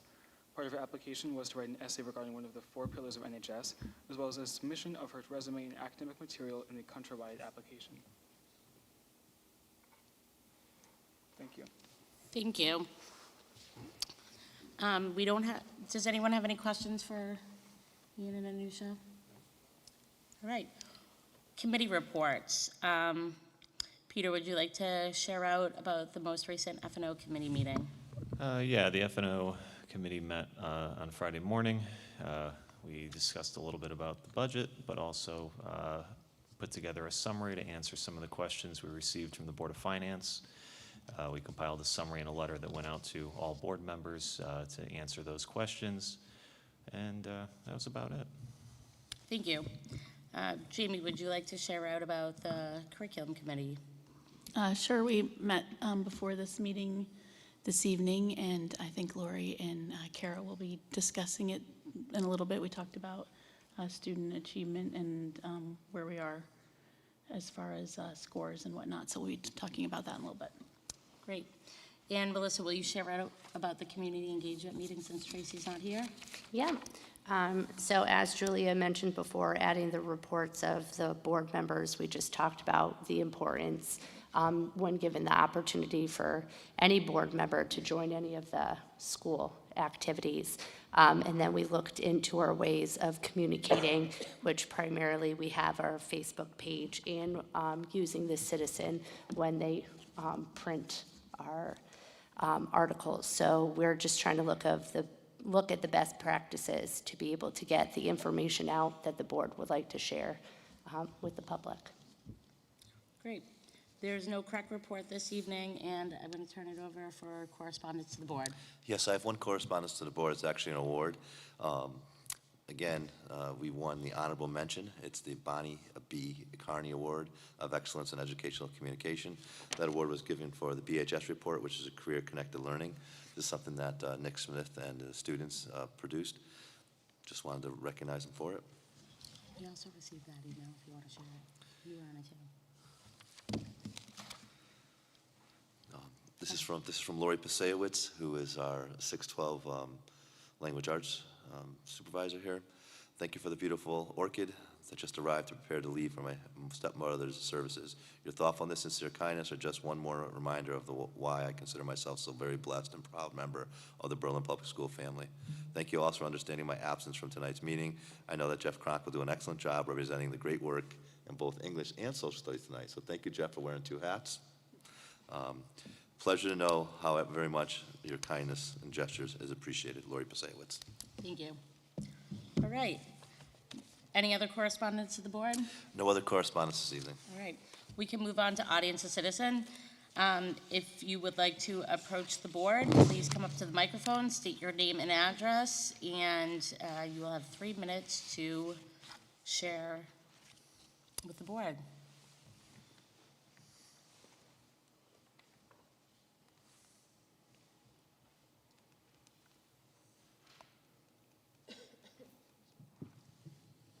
Good evening. Imelda Mangelo, 86 Devonshire Way. I know that in a few minutes, the board will be discussing the proposed budget. It's very interesting that the Citizen this week published the superintendent's note with the budget increase right next to a layoff story from surrounding towns. I surely do hope that we are not in that situation as we move forward through this process. So please consider the budget that you're going to be passing forward to the Board of Finance. It starts with this step. I know that 6-point, et cetera, sounds pretty high, but if you take out the supplies from last year's proposed budget, it's like 5. It's really close to what it was last year. It's disheartening to know that our schools have had to put aside buying paper, getting additional supplies for the sake of not having the monies to do so. Of course, I, for one, would want to see staff be retained instead of the alternative of buying paper, but hopefully we don't have to make those decisions. So while you may look at it as a high number, consider the consequences of potentially going below that number. I trust that the superintendent has put forward the best number possible based on what is needed, especially knowing that we have to hire additional teachers, given the situation with the grants that are going away, and then some of the retirees that have happened in the recent years, and now we need to be bringing those teachers back. So I just, this is more of a plea to the Board of Ed members to consider your thoughts and decisions as you vote on the proposed budget that goes to the Board of Finance, because it starts with this step. Thank you. Thank you. Okay. Anyone else like to approach the board? Right. Moving on to our next item, we have a retirement. Wendy Weed, Finance Assistant at Central Office, has submitted her letter of intent to retire effective June 30th, 2024. Do we have a motion for consideration? I'll move that the board accept the retirement of Wendy Weed, Finance Assistant in Central Office, effective June 30th, 2024. Also to thank her for the 14 years of service she has provided to the youth of Berlin and wish her good health and happiness in her retirement years. Do we have a second? I'll second. Gina first. Motion by Adam, second by Gina. Any discussion? All right. We can move to a vote. All those in favor? Aye. Opposed? Vote is 8-0. Moving on to new business, student achievement report. I'm going to turn it over to Directors Lori Jarbin and Kara Watson, along with secondary department supervisors. It'd be better if you sat there. You have to turn around. So I think we can all move over there to the front row.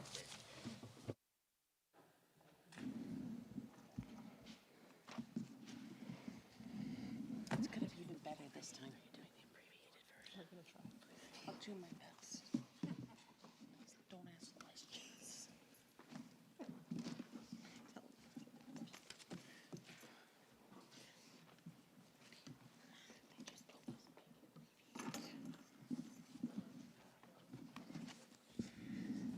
Okay, so we're going to start with our student achievement report.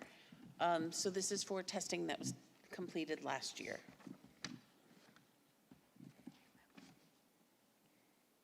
Next slide. Thanks. So as you know, students in grades 3 through 8 take an assessment from the state focused on ELA and math. Students in grades 5, 8, and 11 take assessments in science. They are used to monitor growth, so students are career and college ready. This is done by looking at progress to standards and also looking at how they grow against themselves.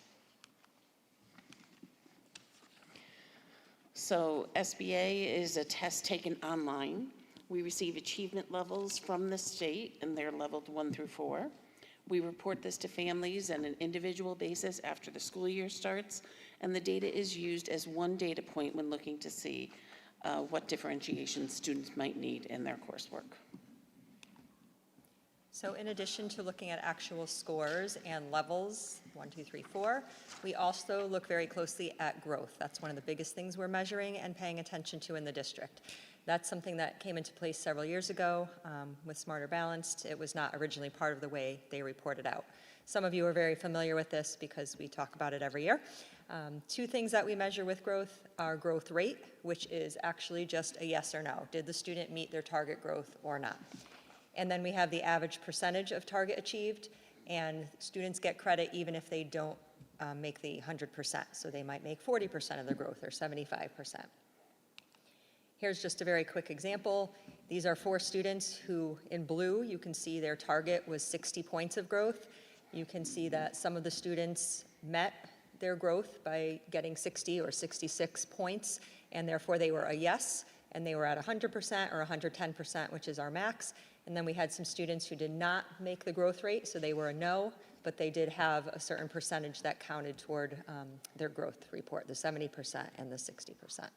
So we get to see both types of growth for our students.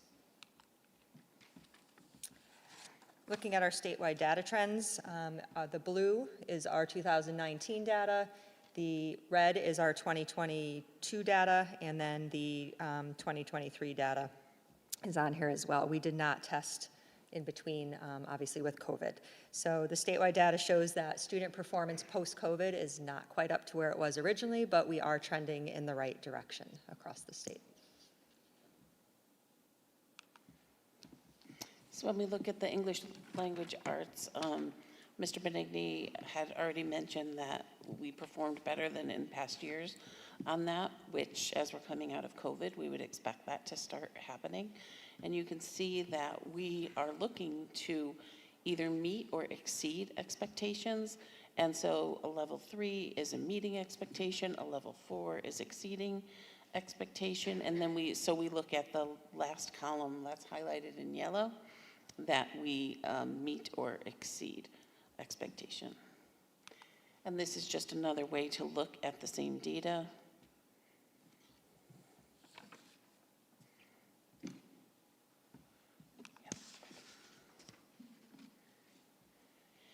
We also look at subgroups. We look at a lot of data related to the students, but we chose to share with you the subgroup data. So all students, obviously, is for all students. High needs students are those identified as English learners, learners having disabilities, and economically disadvantaged as identified through free and reduced lunch. So that would be included in high needs. And then our last group there is students with disabilities. These are the ones that are reported out by the state. And what we talk about every year is that the students with disabilities are in all 3 of those pieces. So they're included in all students, they're included in high needs students, and then they're also included in students with disabilities. And that's the only group that's the same among all of them. The top graph shows you the growth rate. As Kara said, the students either meet or their growth target or they don't. And so we displayed them by subgroups and within subgroups by grade level. And then the bottom graph shows us the percent of target received. So generally our percent of target received is a little bit higher because you can receive a partial credit, so to speak, whereas the top part is either yes or no. And when you look at the DIRG, you can see and you've heard that we're rated 4th related to this. But based on conversations at previous board meetings, it's important for us to share that by the end of grade 3, our students were ranked 2nd in the DIRG.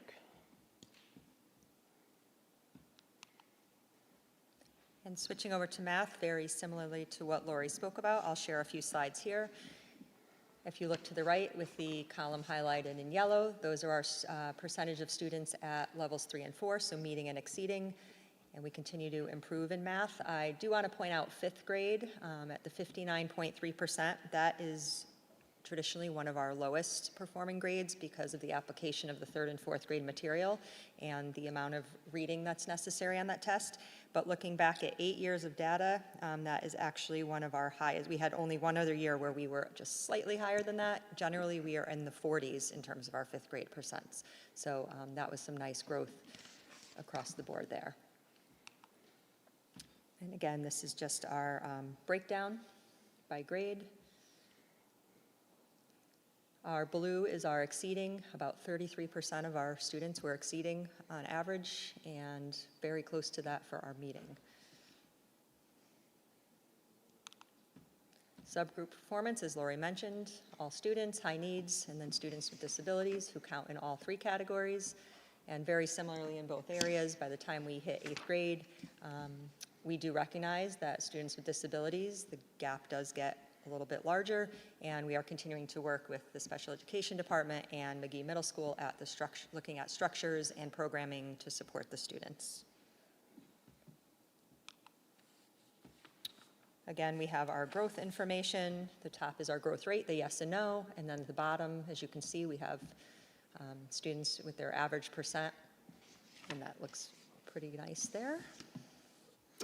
Also, our EL population is well represented in terms of their growth, and that's something as our numbers increase, we're looking closely at as well, and the opportunities we provide.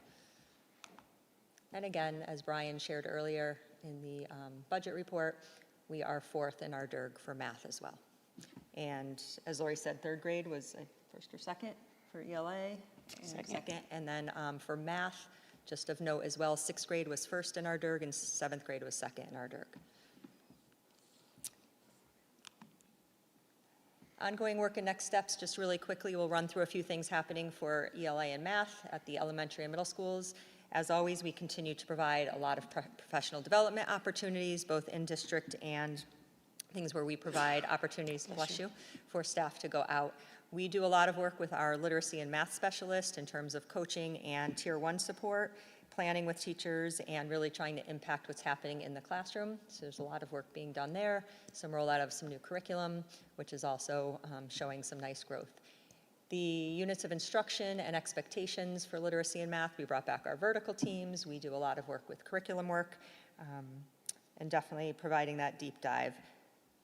Reviewing and revising protocols for test preparation. We definitely provide time for students to have access to instructional opportunities around our Smarter Balanced questions and test prep types of things. We also have students take interim assessments a few times a year at each grade level in order to get that practice. And we do review the data and use that to inform instruction and some small group work and intervention.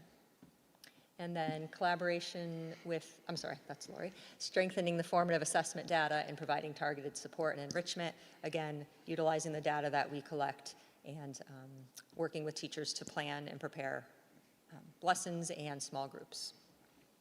So we're being very deliberate to include our special education teachers and administrators in all of our professional learning and making certain that they have the materials that they need in order to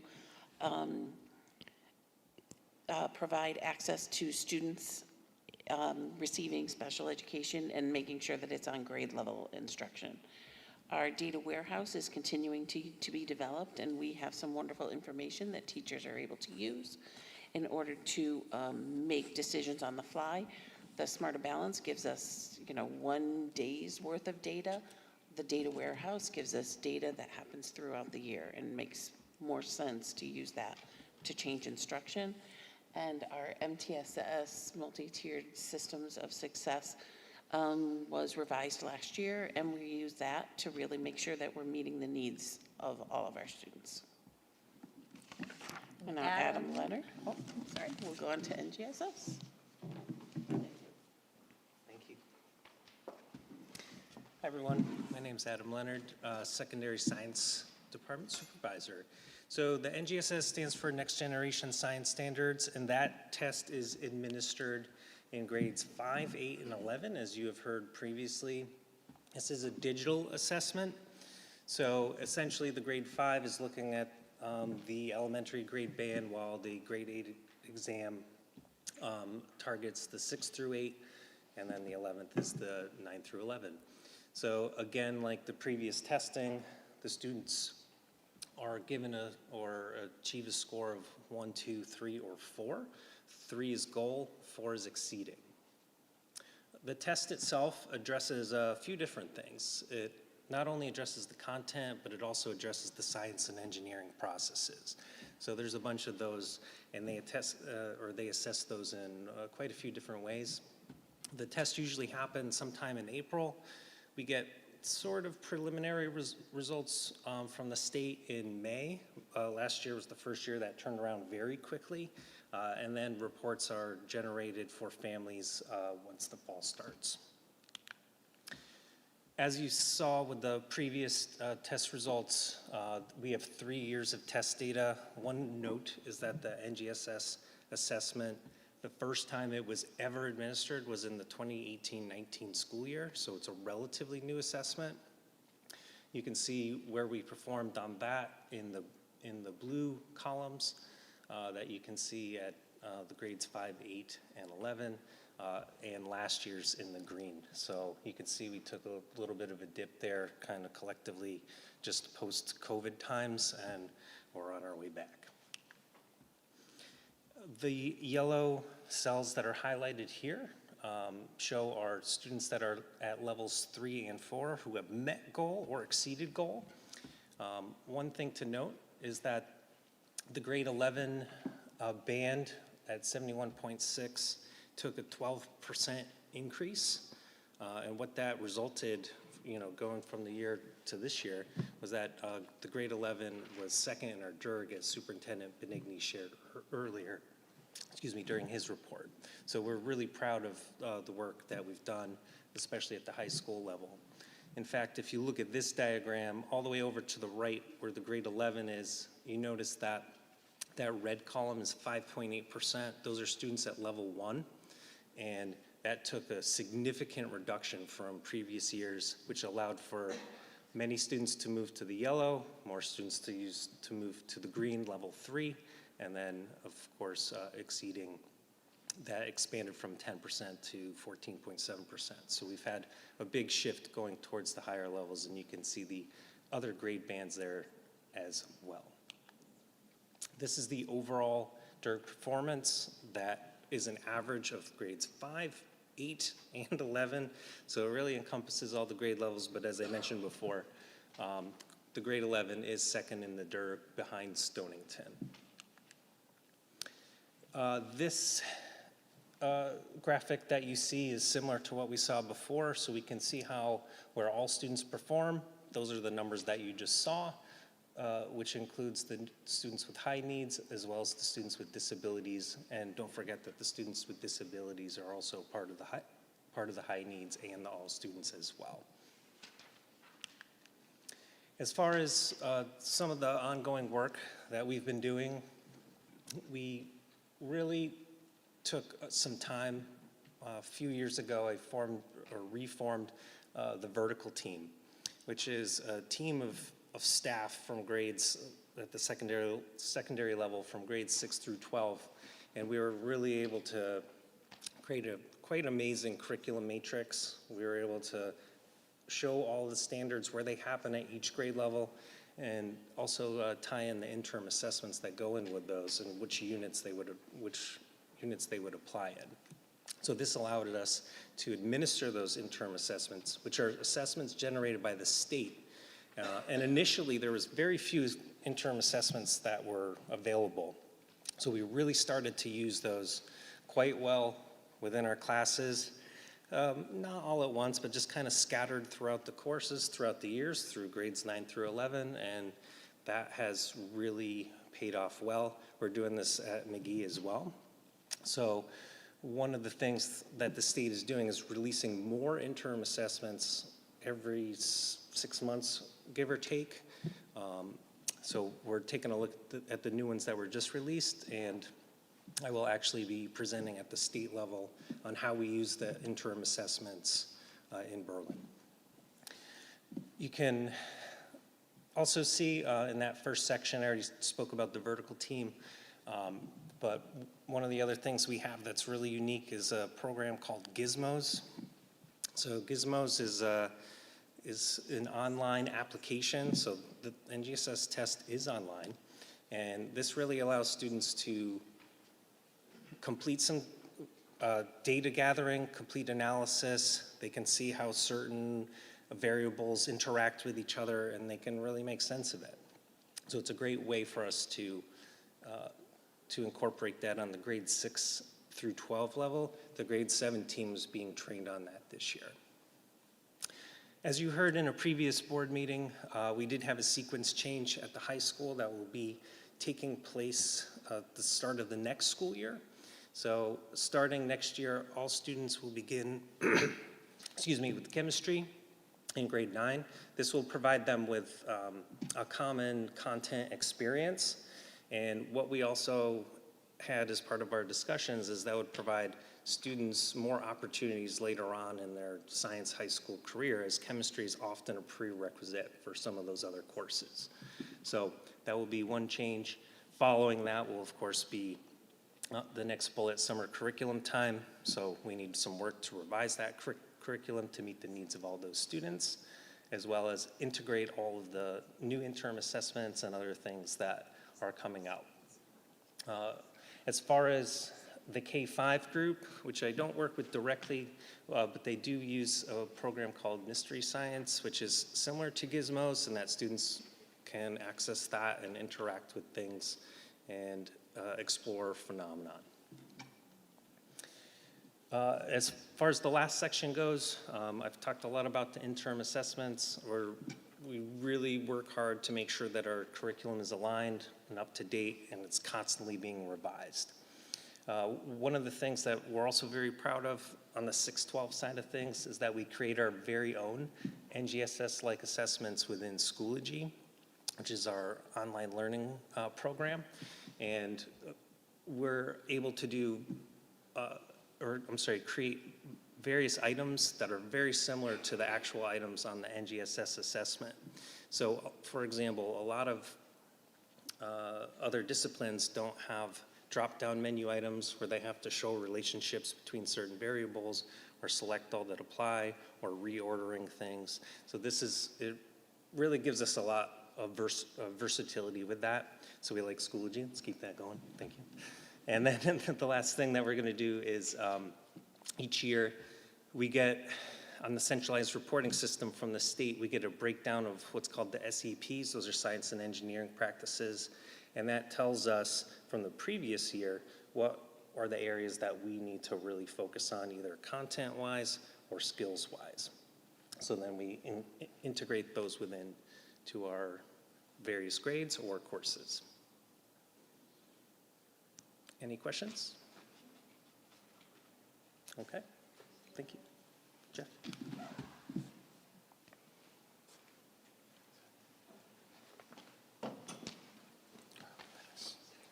Good evening. Thanks for your patience with all this information. I'm filling in for Lori Pasewicz, unfortunately couldn't be here tonight. I just want to thank her again for preparing this information. So the SATs have changed recently. They're now online and adaptive, and they're broken down into 2 modules. Essentially, they collapsed a few of the sections and shaved off about an hour of the test. It's for grade 11 students, and they are broken down based on performance in 4 different achievement levels. This has not changed since last year. This is still the breakdown of the score. So you start at the top with the total score that is then influenced by the two math and evidence-based reading and writing scores that then gets broken down into cross-test scores all the way down to sub-scores.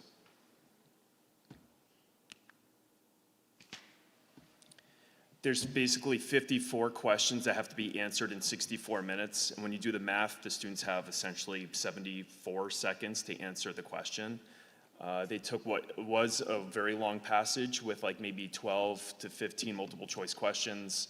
And now you have a series of like very shorter passages with 1 or 2 questions attached, but the question's more complex. This slide also speaks to the different content. So in case you're wondering what kind of reading passages are students going to look at, you can see right here, there's a great 40% chance of science passages. Students will actually get poetry on the passage as well. 19th century novels, art, contemporary political science, history, anthology. So it's covering a lot of different content areas. As it says on the bottom here, each module is 32 minutes long and contains 27 questions, so it will adjust to the student performance. So as students get into the end of Module 1, they get into Module 2, the questions, the tasks get more complex and harder.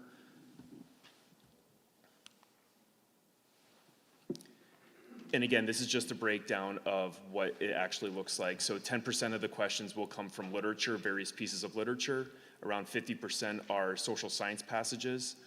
Another 40% are science passages. And then there's the same question stems that students will see throughout the SATs for reading comprehension. Good evening. My name is Ross Hansen. I'm the 6 through 12 math supervisor. So as you heard, our students will be taking a new SAT this year. The biggest change is that the test is now adaptive. The pro of this is the SAT is able to determine a student's achievement level in less time, which means our students do not have to sit for nearly as long when taking the exam. The content of the math portion of the new SAT is extremely similar to the old SAT, with slight tweaks to where emphasis is placed. The 4 main content areas are algebra, advanced math, problem solving and data analysis, and geometry and trigonometry. Students are now able to use a calculator for the entire test. On the old test, they could only use it for one of the 2 sections. They can bring their own calculator or use the embedded calculator, which is very good. It's actually very, very good, better than most calculators you could bring. And 3/4 of the questions are multiple choice, and 1/4 of the questions are student-produced responses. Students are not penalized for incorrect answers. Scoring for this SAT is the same as the previous SAT. Scores range from 200 to 800 with 10-point intervals. The math test is now 70 minutes long, and the difficulty level of the second section is determined by a student's performance on the first section, as seen in that image there. So here's Connecticut's statewide SAT data. There are 2 things I'd like to highlight here. One is that there is a statewide achievement gap between English and math. The second is that the achievement gap between regular education students and between regular education students and students with high needs. Both of these achievement gaps are national trends in addition to state trends. Sadly, you will see Berlin is not immune to this trend, but these are achievement gaps we will always strive to close.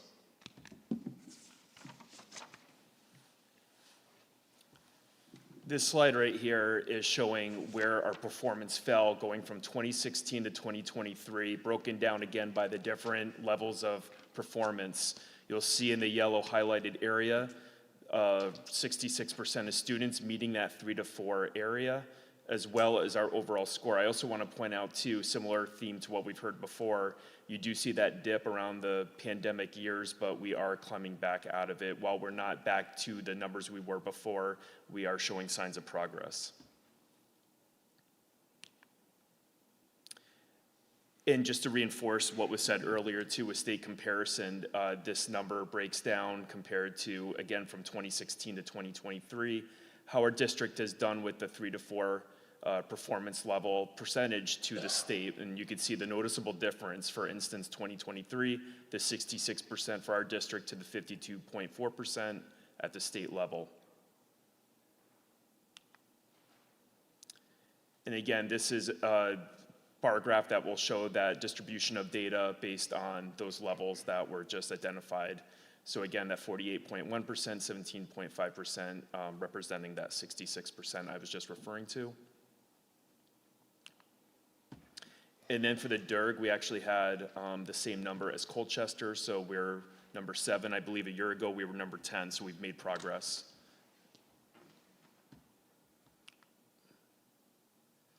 And this number again breaks down the number of total students, those identified with high needs, and students with disabilities, and where those numbers fell, respectively.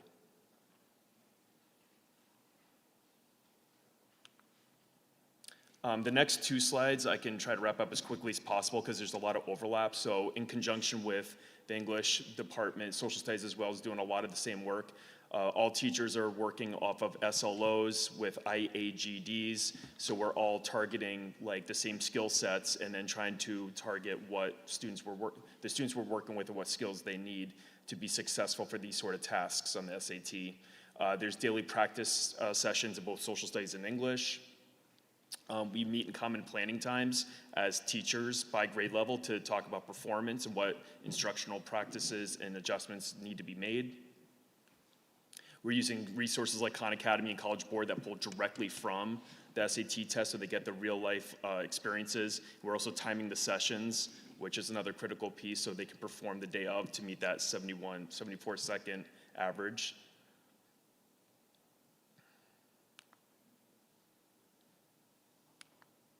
And the last thing I'd point out, again, it's very similar, but just I put up on this slide other additional resources both departments are using.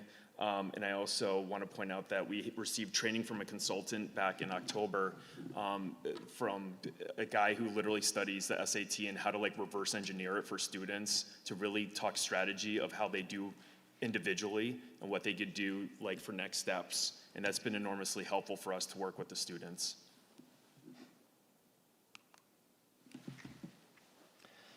So this next slide details the percentage of students at each benchmark level from 2016 to 2023. The College Board has set their college and career readiness benchmark to 530 because through data analysis of thousands of students, they have found that students with a math section score that meets or exceeds the benchmark have a 75% chance of earning at least a C in their first semester credit-bearing college math course. You'll notice that the benchmark of 530 is much higher than the reading and writing benchmark of 480. This is simply because the data says that students need a higher SAT math score than reading and writing score to have that 75% chance of earning a C or better in their first semester credit-bearing course. Regarding Berlin High School, you see that for all but 2 years, our data has been consistently in the 40 to 50% range for students meeting the benchmark. We do expect slight variance among differing cohorts of students. Last year was consistent with our trend as we had 44.4% of students meet or exceed the benchmark. This slide here compares our math performance with that of the state of Connecticut. As you can see, the state has been trending downward in percent of students meeting or exceeding the benchmark, while we have been relatively consistent. In the past year, Berlin High School was 10.3 percentage points higher than the state in percent of students meeting or exceeding the benchmark. Additionally, our average SAT score, which takes into account all students, was 29 points higher than the state. For context, the College Board typically expects scores to improve 30 points per year on PSAT/SAT tests. Berlin, being 29 points ahead of the state, means our average student is approximately a full grade level higher than your average student in the state. Here we have a visual representation of the data already shown to you. This bar graph shows a breakdown of students at each level on the SAT last year. As always, it is our goal to decrease the percent of students not meeting and approaching the benchmark while increasing the percentage of students meeting and exceeding the benchmark. Shortly, I will go over our action plan for doing this.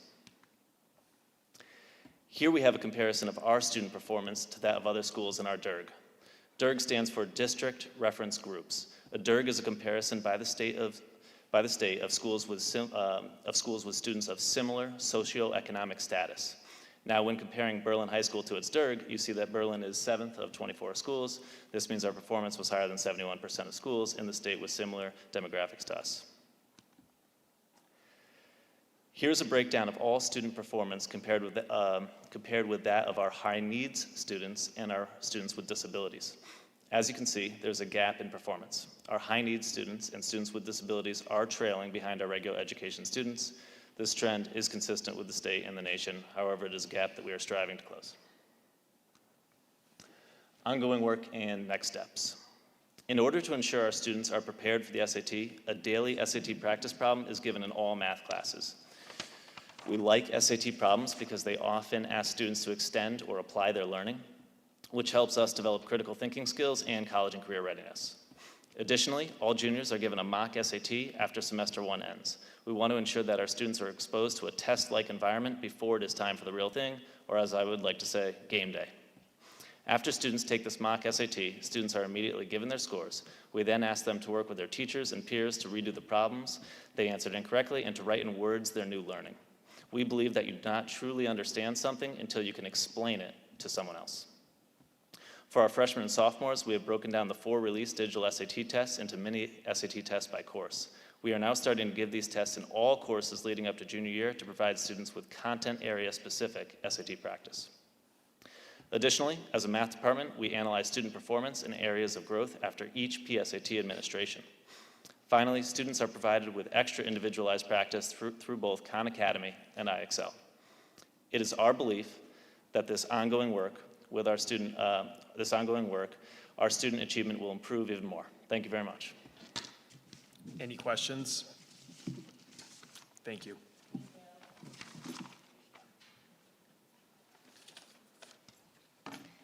Good evening. I'm Liz Atwood-Daly, the school counseling supervisor. I'm going to talk to you about our AP, Advanced Placement classes. What is AP? By us offering our high school students AP classes, we are providing them with an opportunity to academically challenge themselves with college-level courses. So obviously for our college-bound students, you know, that is something that's going to stand out to them as they're looking over their transcripts when they're applying to schools. And it's also something that's going to save students time and money. So by enrolling in the AP classes, they are able to earn college credits, which in turn, when they enroll in college, it gives them an opportunity to sort of be ahead of the game. So for some students, it might have them sort of not have to have some prerequisites to some classes because they've already taken them at the high school level. And it also could just help students graduate earlier because they come in with credits already there. These are the AP courses that we've been offering at BHS this school year. As you see, we have a variety across different subjects areas: English, math, social studies, art, music, science.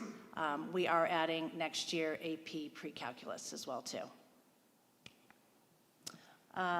In regards to performance for the AP exams, for those students who achieve a 3 or higher on the exam, and the scale is a 1 to 5, they have the opportunity, as I said before, to earn that college credit. And as you see here in this slide, 100% of Connecticut's colleges accept AP credit. All 4 of our state universities, the community colleges, and just looking at our data from our 2023 graduates, 51% of our students went on to Connecticut colleges, so it could be helpful, very helpful to them. This is just our slide on the statistics of over the last 5 years, our students who have scored 3 or higher on their AP exams. And just looking, you know, there's sort of, looks like it's gone down a little, but actually when we look at the next slide, you'll see we've increased our number of students taking AP classes as well. And looking on College Board with AP exams just nationally, nationally the rate is about 60% or higher of students scoring 3%, so we're right a little bit above that. Again, this is just a different chart, just looking at the numbers of students that we've had taking AP level classes over the last 5 years, the number of exams that have been administered, the number of students with scores of 3 or higher as well, and the percentage. We also have additional college credit-bearing classes. Aside from the AP classes we offer, we have UConn, ECE courses. Again, on completion and success in these programs, in these classes, students will have a UConn transcript as well too with credits that are obviously can be used at UConn, but are also transferable to their rate. They say is about 87% of colleges will accept it. We also have college career pathways classes that are offered through TUNCSYS, the Connecticut State Community College system. And we also offer Southern Connecticut State University early college classes as well too. again, where students will have a transcript with those credits on there for them when they successfully complete them. We are also adding a Southern course of the Business of Science as well too next year. This UConn through the ECE courses keeps data. This graph is a little complex to look at, but a lot of trend lines in it. But again, just looking through the years, they look at, our school and then the state and the county as well too. And it's basically like more students are enrolling in the classes, and we have been as well too. We've had more students signing up for them. This slide just talks about the number of enrollments in college credit-bearing courses at Berlin High School. So the AP, the UConn, all the ones that I just sort of was talking about, and you see just through the years it is increasing. These are our graduation rates. Again, for the last 7 years, we've stated that 95% and above rate, higher than what the national average is as well too. Looking at our post-secondary plans for our students from last year's class, from 2023, this is there. You see 74% of them were headed toward a 4-year college, 13% a 2-year college, so altogether we have about 87% of students heading off to college, 5% were heading to work, 1% military, and the other 5% is other schools, which could include some other trade programs that just aren't 2-year programs. They might be certificate programs as well too. This chart shows us our post-secondary school persistence. So for our students that graduated, again, it's looking at the last 6 years, how many of them returned for a second year of college? And our rates are good. They've been 90% or higher for our students. And just some additional student achievement highlights. We've had this is from last year's class from data. We've had 2 National Merit Commended Scholars, 128 Presidential Award recipients, members in the National Honor Society in Rho Kappa, community service citations for students. 30 students have had their seal of biliteracy, and 27 capstone exemplars as well too. Does anyone have any questions? Okay.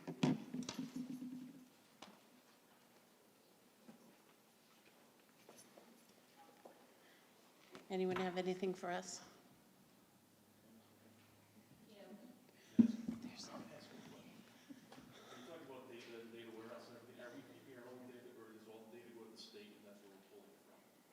We keep our own data, so we keep data from within our classrooms as well. So state data that's not reported to the state, but then we also pull the Smarter Balance data, and that just automatically uploads. And if we do things online at any of our online programs, that can automatically be uploaded into our data warehouse. Thank you.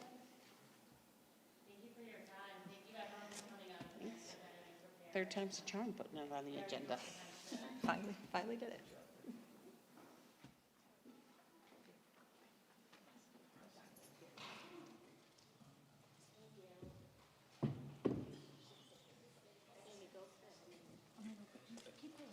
I'm going to.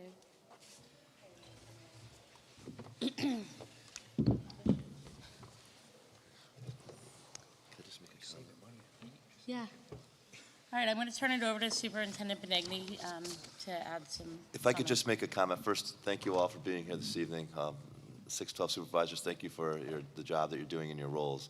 And Lori and Cara as curriculum directors, which is new for the district, thank you. I just want to make the board aware and the public aware, this model of having 2 curriculum directors versus an assistant superintendent. Lori and Cara used to be curriculum, not directors, but the curriculum specialists within the district. And with the elimination of the assistant superintendent, they became district curriculum directors. And we changed the model from having 9-12 supervisors, which were department heads at the high school, to being 6-12 supervisors.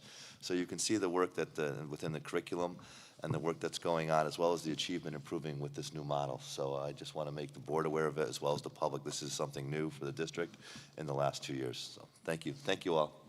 Thank you.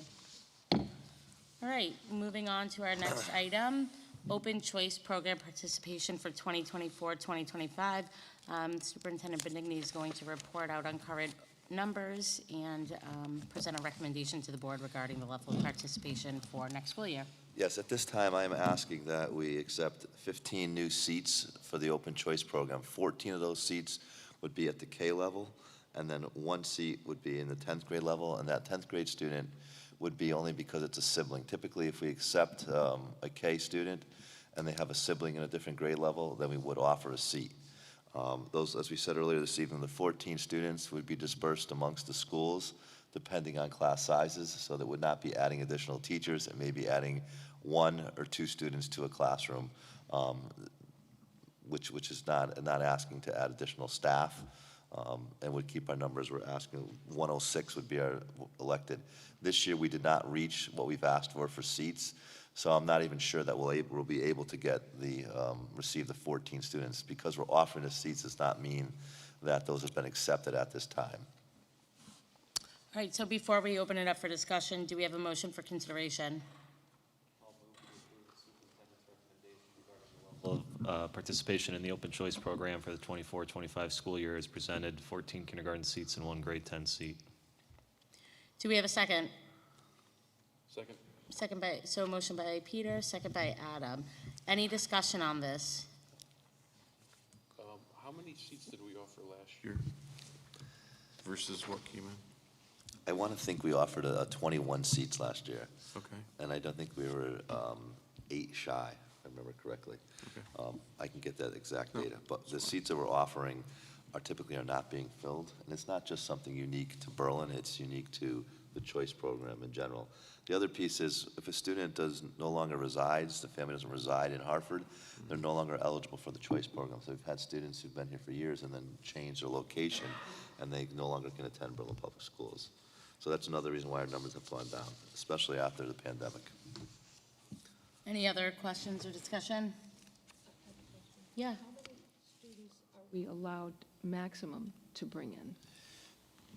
We could bring in as many students as would like to at this time. Oh, okay, so The there's no problem limit. is, right, so we used to be at 4%, like 4.3, and we did offer over 4, and we just did not receive the students. So we've been shooting for a little over 3, so we're somewhere between 3 and 4% of our total population. The issue now is that even if we offer the seats, we're not getting respondents that are interested at this point. Right, and living in Hartford has to be a prerequisite. Yes, in order to be eligible for Hartford Choice Program, you have to reside in Hartford to be able to do for choice. Got it, thank you. Anything else? Okay, we can move to a vote. All those in favor? Aye. Opposed? So the vote is 8-0. Moving on to our next item, naming of the BHS and McGee band rooms. At the January 8th meeting, I presented to the board or informed the board that the ad hoc subcommittee recommended that the board move forward with naming the BHS band room in honor of Paul J. Karam. I just want to read it wrong, that's why, sorry. And McGee School Band Room of Ronald A. Campanario. Yeah, perfect. okay. If the board is in agreement with this subcommittee's recommendation, a motion is needed. Do we have a motion for consideration? Okay, Gina? I'll move to authorize naming the Berlin High School Band Room in honor of Paul J. Karam and the McGee School Band Room in honor of Ronald A. Campanario. Do we have a second? Second. So motion by Gina, second by Adam. Any discussion? I'll just make a quick comment. My childhood was spent with Mr. Karam and Mr. Campanario growing up in the school system, and whether it was during school, for lessons, for concerts, for band camp during the summer, you name it, they are 2 fixtures within this community that I could not think of better people to name these the rooms after, because they were for decades just a wonderful part of our childhood, and for a lot of our friends and kids, and you name it. Just exemplified everything that you would have took to become a teacher, a role model, somebody that you enjoyed going to class and being a part of their organization. So I'm very proud to to be able to vote on this evening. I think it's very worthy naming after Mr. Kerr and Mr. Campanerio. Thank you. If I can make a comment, I had the privilege of working with both gentlemen at McGee Middle School, one as a fellow teacher with Ron Campaneria and his impact on the students, as well as myself. I once wanted to learn how to play the piano, and my rhythm was a little off, my beat, and I would come in early to school, and Ron would sit there with his baton and hit me on the shoulder to try to get me to keep the rhythm.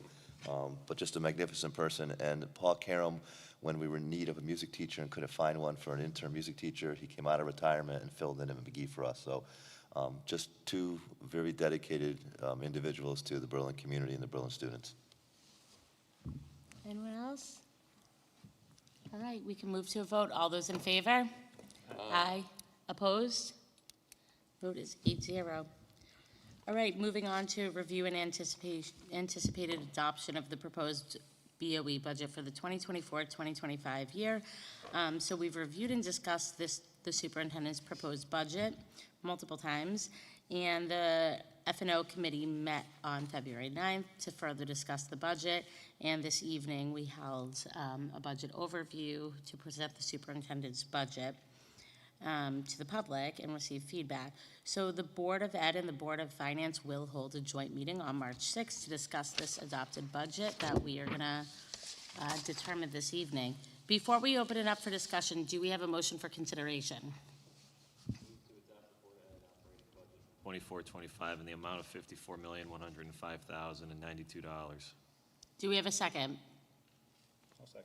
So the motion by Peter, the second by Brian. Now we can open up for discussion. Melissa, go for it. Were you going to say something? Oh, Peter?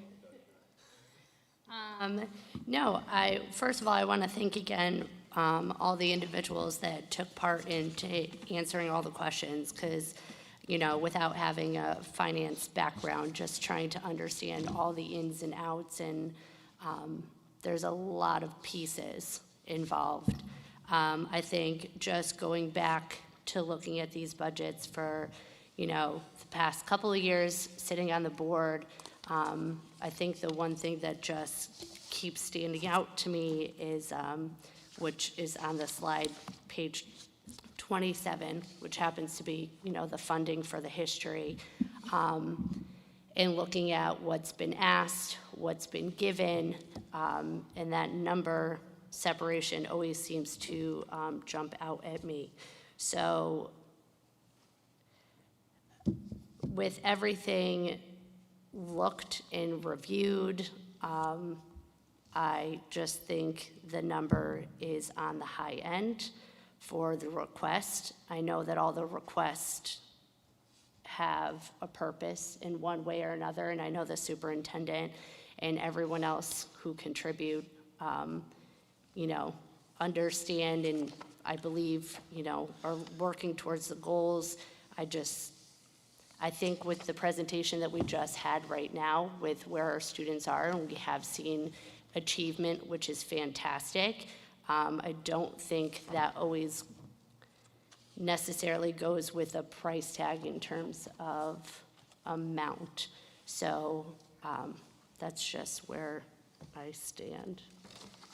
Thank you, Melissa, for sharing that. Anyone else want to share any thoughts or questions or discussion? Okay. We can move to a vote. All those in favor? Aye. Aye. Opposed? Okay, just say aye. Oh, aye. Okay. Anyone abstaining? Okay, so the vote is 6 in favor, 2 opposed. So all 8 voted. Is that correct? 70. Okay. All right, so we are adopting the superintendent's budget with a majority vote of $54,105,292. Yeah, sorry, it's been a long day. I can read numbers, I promise. All right, thank you, everyone. So we will have our joint meeting with the Board of Finance March 6th. So the next item on our agenda, I had to move this to an agenda item, and I'm going to explain why. So since we are a Board of Education, we have to follow, Connecticut General Statute of Public Meetings and the Freedom of Information Act. So that's why when I always communicate with the board outside of a meeting, I keep it very brief. I make sure I follow the rules around it. And then if a discussion kind of starts, we stop it and then just move it to an agenda item. So the board, I had spoken to our mayor. He had given me a call. I'm going to go back a little bit further. So we shared out at, I believe, our last board meeting that it was the board meeting when I read the letter. I read the letter that I sent to the Board of Finance that said that it's going on the town council agenda. And then from that meeting, and I believe this was reported out again following that meeting, the town council wanted the superintendent and I to attend, but as I don't think it's the most appropriate thing. And last year during budget season, the board had pretty much expressed, interest in everyone being a part of it. So I don't think going to a town council meeting at their request to answer questions that the whole board isn't a part of, as a board, we need to make sure we're all a part of these conversations. So my response, to Brian when him and I were speaking was, I don't think going there is going to be the best. I think having a joint meeting like we've done in the past would be more effective. Every year we've tried to, for the past few years, tried to schedule that meeting in advance prior to the budget season. It did not get scheduled this year. They didn't reach out. And everything, we don't answer to them, we answer to us. So I wasn't going to reach out on our behalf to establish this meeting in August or September. If they wanted to come to us like they have in the past, they can, and we would gladly meet. When the mayor did call me and inform me that the town council wanted to have that joint meeting, I said, let me reach out to the board. So first off, we couldn't have it because we didn't have a quorum for either of the days. We need a quorum to have a meeting, number one.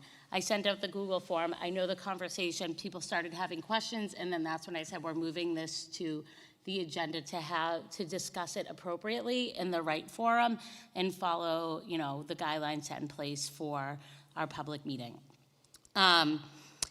With that being said, some people had strong opinions on one way or the other, and I think it's just really important that we all, share where we are with that, and if this is something we would like to move forward with. As the board chair, when someone reaches out to me with a question or a potential, meeting, it's not up to me to say yes or no. It's up to me to say, let me see what the board thinks. I'm working with all of you. It's not my call to, make decisions on your behalf. So, for those who felt one way or the other, I just want you to know I'm trying to do what's best for us as a collective board, and if we all agreed one way, then that's great. But I don't feel comfortable saying, no, we're not meeting, or yes, we're meeting. Well, we couldn't meet because we didn't have the quorum, but I'm going to open it up to you guys, because if you think that it is appropriate to set up this meeting during budget season, we can gladly move forward with it, but I need the board to have this discussion here in a public forum. So I'm going to stop talking. I thought we did have a meeting with the Board of Finance coming Well, up. we have the meeting set up. So Right, we on the have the 6th. meeting set up, yes, but they wanted to meet prior to Right. tonight to talk to us about our budget. Right. So that's what the discussion was about. So everyone had, not everyone, people were expressing strong opinions. So I said, let's talk about this together as a board rather than, our discussions have to be public facing. And I did not entertain discussions, there wasn't any secret meetings or, group discussions because I had to move it here to this forum before it could, go further. So I'm just gonna put it out there, so. I think it probably would have been beneficial if we had discussed it prior to adopting it. With the town council? Right. I think that might have, just been something that we could have, it would have been a. Can you how do I explain say it? why? Well, it's adopted now, so, it's going to go to the Board of Finance. But we don't, Anyway. I'm not So- saying I was opposed to it, but we don't answer to them, so But I mean, it's not that we would be answering to them, it would be opening up the discussion with them and Mhm. allowing everybody to sort of have, I don't know, an input. Julia, I'd You like know? a better understanding of what the goal of that would be. I'm not And I sure. wasn't clear on that. I think they wanted Brian and I to attend the meeting to ask us questions about his proposed budget and where the board was going. First and foremost, I can't state how the board is going to vote on the superintendent's No, you proposed can't. budget, Right. and the superintendent has to come up with the proposed budget. Like, I don't think I could represent the board in the best way myself with the superintendent. I wanted the board involved if that was the direction we were going in, but that was up to the board, not me as a single member and your chair.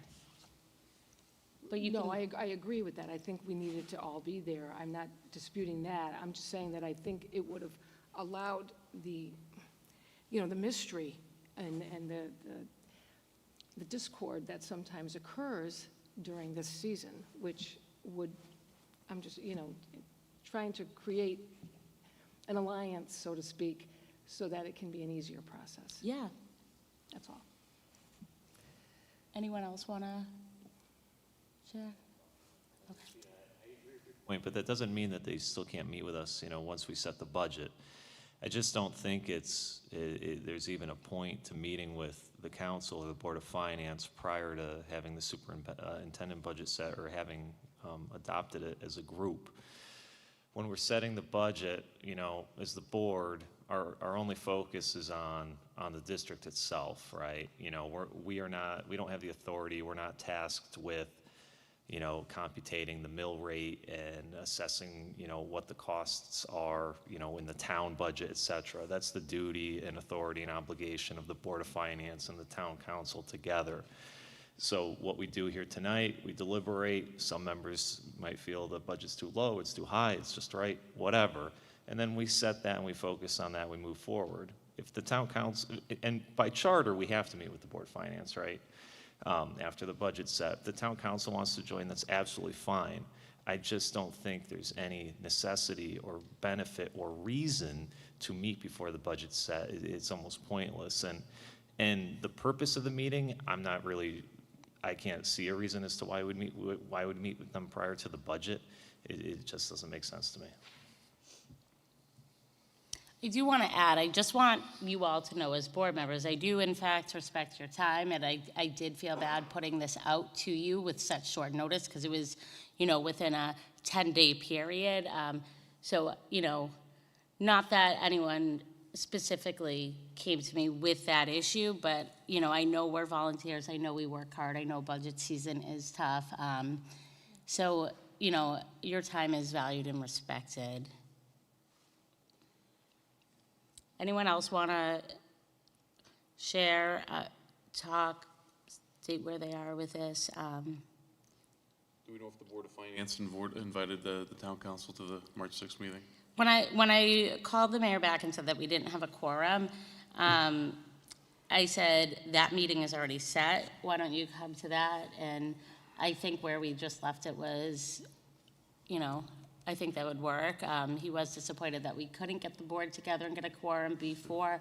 I think it's just having this conversation so late in the game when budget season has already started and putting it on you guys, even myself too. Like, we all have obligations outside of here, and, to throw a meeting on the calendar that, we need to reserve that for absolute emergencies when, the board has to call in an emergency meeting and come together, but I know it's asking a lot. So I did recommend that. And I did inform him that that meeting is already set. Mm-hmm. I think if moving forward next year, if the board wants to have that joint meeting again, we can certainly initiate that, but Since our job is to set the budget, I don't think we should be the ones necessarily initiating that. If they want to meet with us, I think we should certainly participate in that. I think opening up the channels of dialogue and discourse is important, but as a board, we are in fact a separate entity stated in the Connecticut General Statute, and that's the point of it. Like, though we should be working together and cordial and professional and respectful, we are our own separate entity for a reason. And to Jen's point, asking what the objective is, I think that's a great question, and maybe that needs to be asked. You know, if we ever do go forward again, discussing things with them prior Right. to or whatever, that, why? You know, I could say why I think it's good, but what are they really trying to get out of it? What are we trying to get out of it? And set the objective beforehand so that everybody knows why. So it's not a mystery. Right. Did you, in your conversations with the town manager, when he was communicating with you about the joint meeting, or us going to town council, did you find out what the objective was about why they were requesting? I spoke to Arosha, and Arosha just shared with me that the reason for that they asked him to communicate with us to come to the meeting to discuss the budget. That was it. That was it. And when I spoke to the mayor wanted us to come and then suggested a joint meeting instead. And then my comment to the mayor was, you know, if you're going to have a joint meeting, do you still want us at the town council meeting? And he said no at that point. But that was after, then I know you spoke to him after that.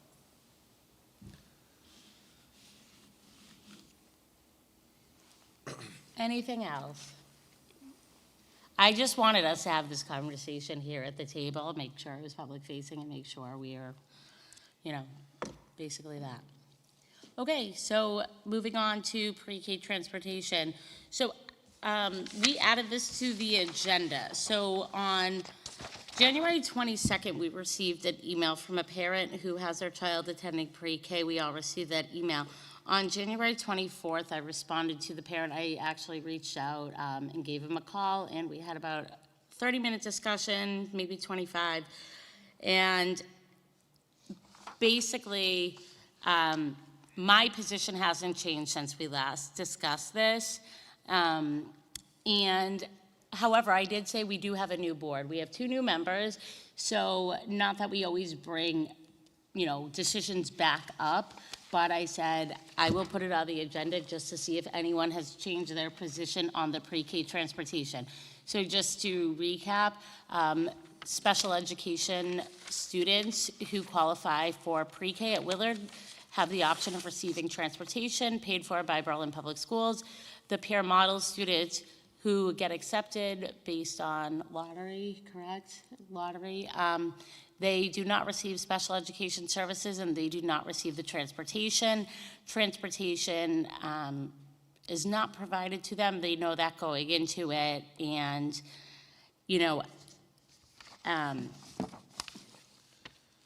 this parent requested. So we do have a board policy on it. This parent requested us to reconsider, provided some numbers regarding how many students you could put in a van, how much it would cost, so on and so forth. You all have the email. I don't need to continue on about it. Our policy states transportation of preschool students who attend the Berlin Public Schools preschool program will be eligible for transportation if one or more of the following criteria are present. The student is receiving special education services. The student is receiving early intervention services through Berlin Public Schools. The student must be picked up anyhow. That's all that matters. And we have a policy. The state does not mandate preschool here in Connecticut. So we don't receive any additional funding. We're already trying to fund our operational budget as is, so adding a whole extra expense. I want to open it up, and if anyone, so we had the discussion, May, June, and the board did not want to move forward with entertaining this further just for the cost and logistics, but I just want to see if anyone has changed their position. I just think it's important to note in the email we received, the calculations were configuring that we would retrofit vans to have maximum capacity with harnesses in that. The current model that we have is that transportation in the vans is only for students who are early intervention or special education students. And that, speaking to our director of special education and our policy, to take those vans and try to maximize capacity would not be the safest environment for the students that need to be on those vans. We've had issues in the recent weeks of students,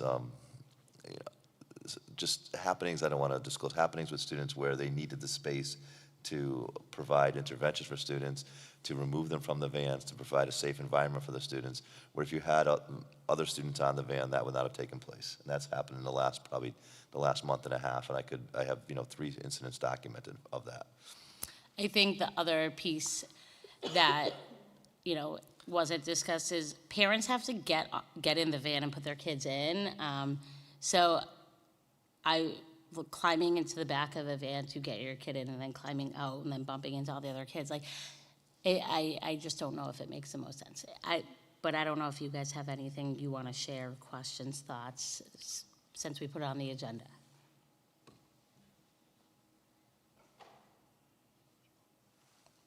So to the 2 newest members on the board, Brian and Jen, I wanted to put this on here to see if you guys wanted us to change our position or put it back on for a motion or consider anything that hasn't been discussed. I think it's been thoroughly discussed, and, it's not a mandate, and the cost is excessive. If the numbers flush out that way, I can't remember what the citizens, why he thought it would save money, though, and I'm trying to find the email. It real was quick. on January 22nd, it was sent. You don't have it in there? Yeah, somewhere, I'm sure, but. I can. But it's been thoroughly vetted by the accountant staff, and this is not a cost savings. Right, the differing in what the citizen was saying is that when we did the calculations, and Ashley Dorsey did the calculations, we based it on the current vans, not shifting the attendees on those vans, because we believe that we should not have more than 2 students on the vans based on the needs the students have. When the numbers were reworked, they were reworked putting additional 5 point, I think it was $2,000 or $750 to put the harnesses, the points, so you could add additional car seats in those vans, or 5-point harnesses, and then to put more students on the vans. That's the differing. I just want to make it clear where, the email read that there was a miscalculation. The miscalculation was merely that the ability, what was stated in, when it was done in our office, it was that we wouldn't put additional students on the van and add additional harnesses. In his proposal, we were adding additional students on the vans and putting additional harnesses. That's why the price differential, if that makes sense. And I think that while it would be wonderful to be able to provide the transportation, parents knowing it up front, also knowing that their child is a peer role model, can go to preschool free of charge, is also an added benefit as opposed to paying for that service at another location, so. I think in my conversation, one point that was brought up from the parent was, my child is going, and this is not to speak poorly of, but I think just to, address the misconception, but my child's gonna go and be that peer model. Why can't I pay or have a better option for transportation? And then, I spoke more to the peer model system or model and the research backing it and how long this has been a model preschool program, and it's a successful evidence-based type of program. And it's not that, it's mutually beneficial to the general ed and the special education students, and that is why it's a successful program, and that's why you see a lot of these programs in public schools that are running, and they've been running for a very long time. So I don't think that the general education students are doing the special ed students a favor. I think it is mutually beneficial, and the general ed students are receiving preschool instruction from a certified teacher. So I think it just goes further, and I think that's important to share with the board. Anyone else have any comments or questions about this, or think we should change the direction we're going? Okay. Well, thank you for that discussion. Thank you for allowing me to update you. Moving on to the consent agenda. Do we have a motion for consideration? I move to approve the consent agenda as presented. Do we have a second? Do we have any discussion? Hearing none. All those in favor? Aye. Aye. Opposed? So that is 8-0. We have one final motion for consideration tonight. Motion to adjourn? So motion by Adam, second by Peter. All those in favor? Aye. Opposed?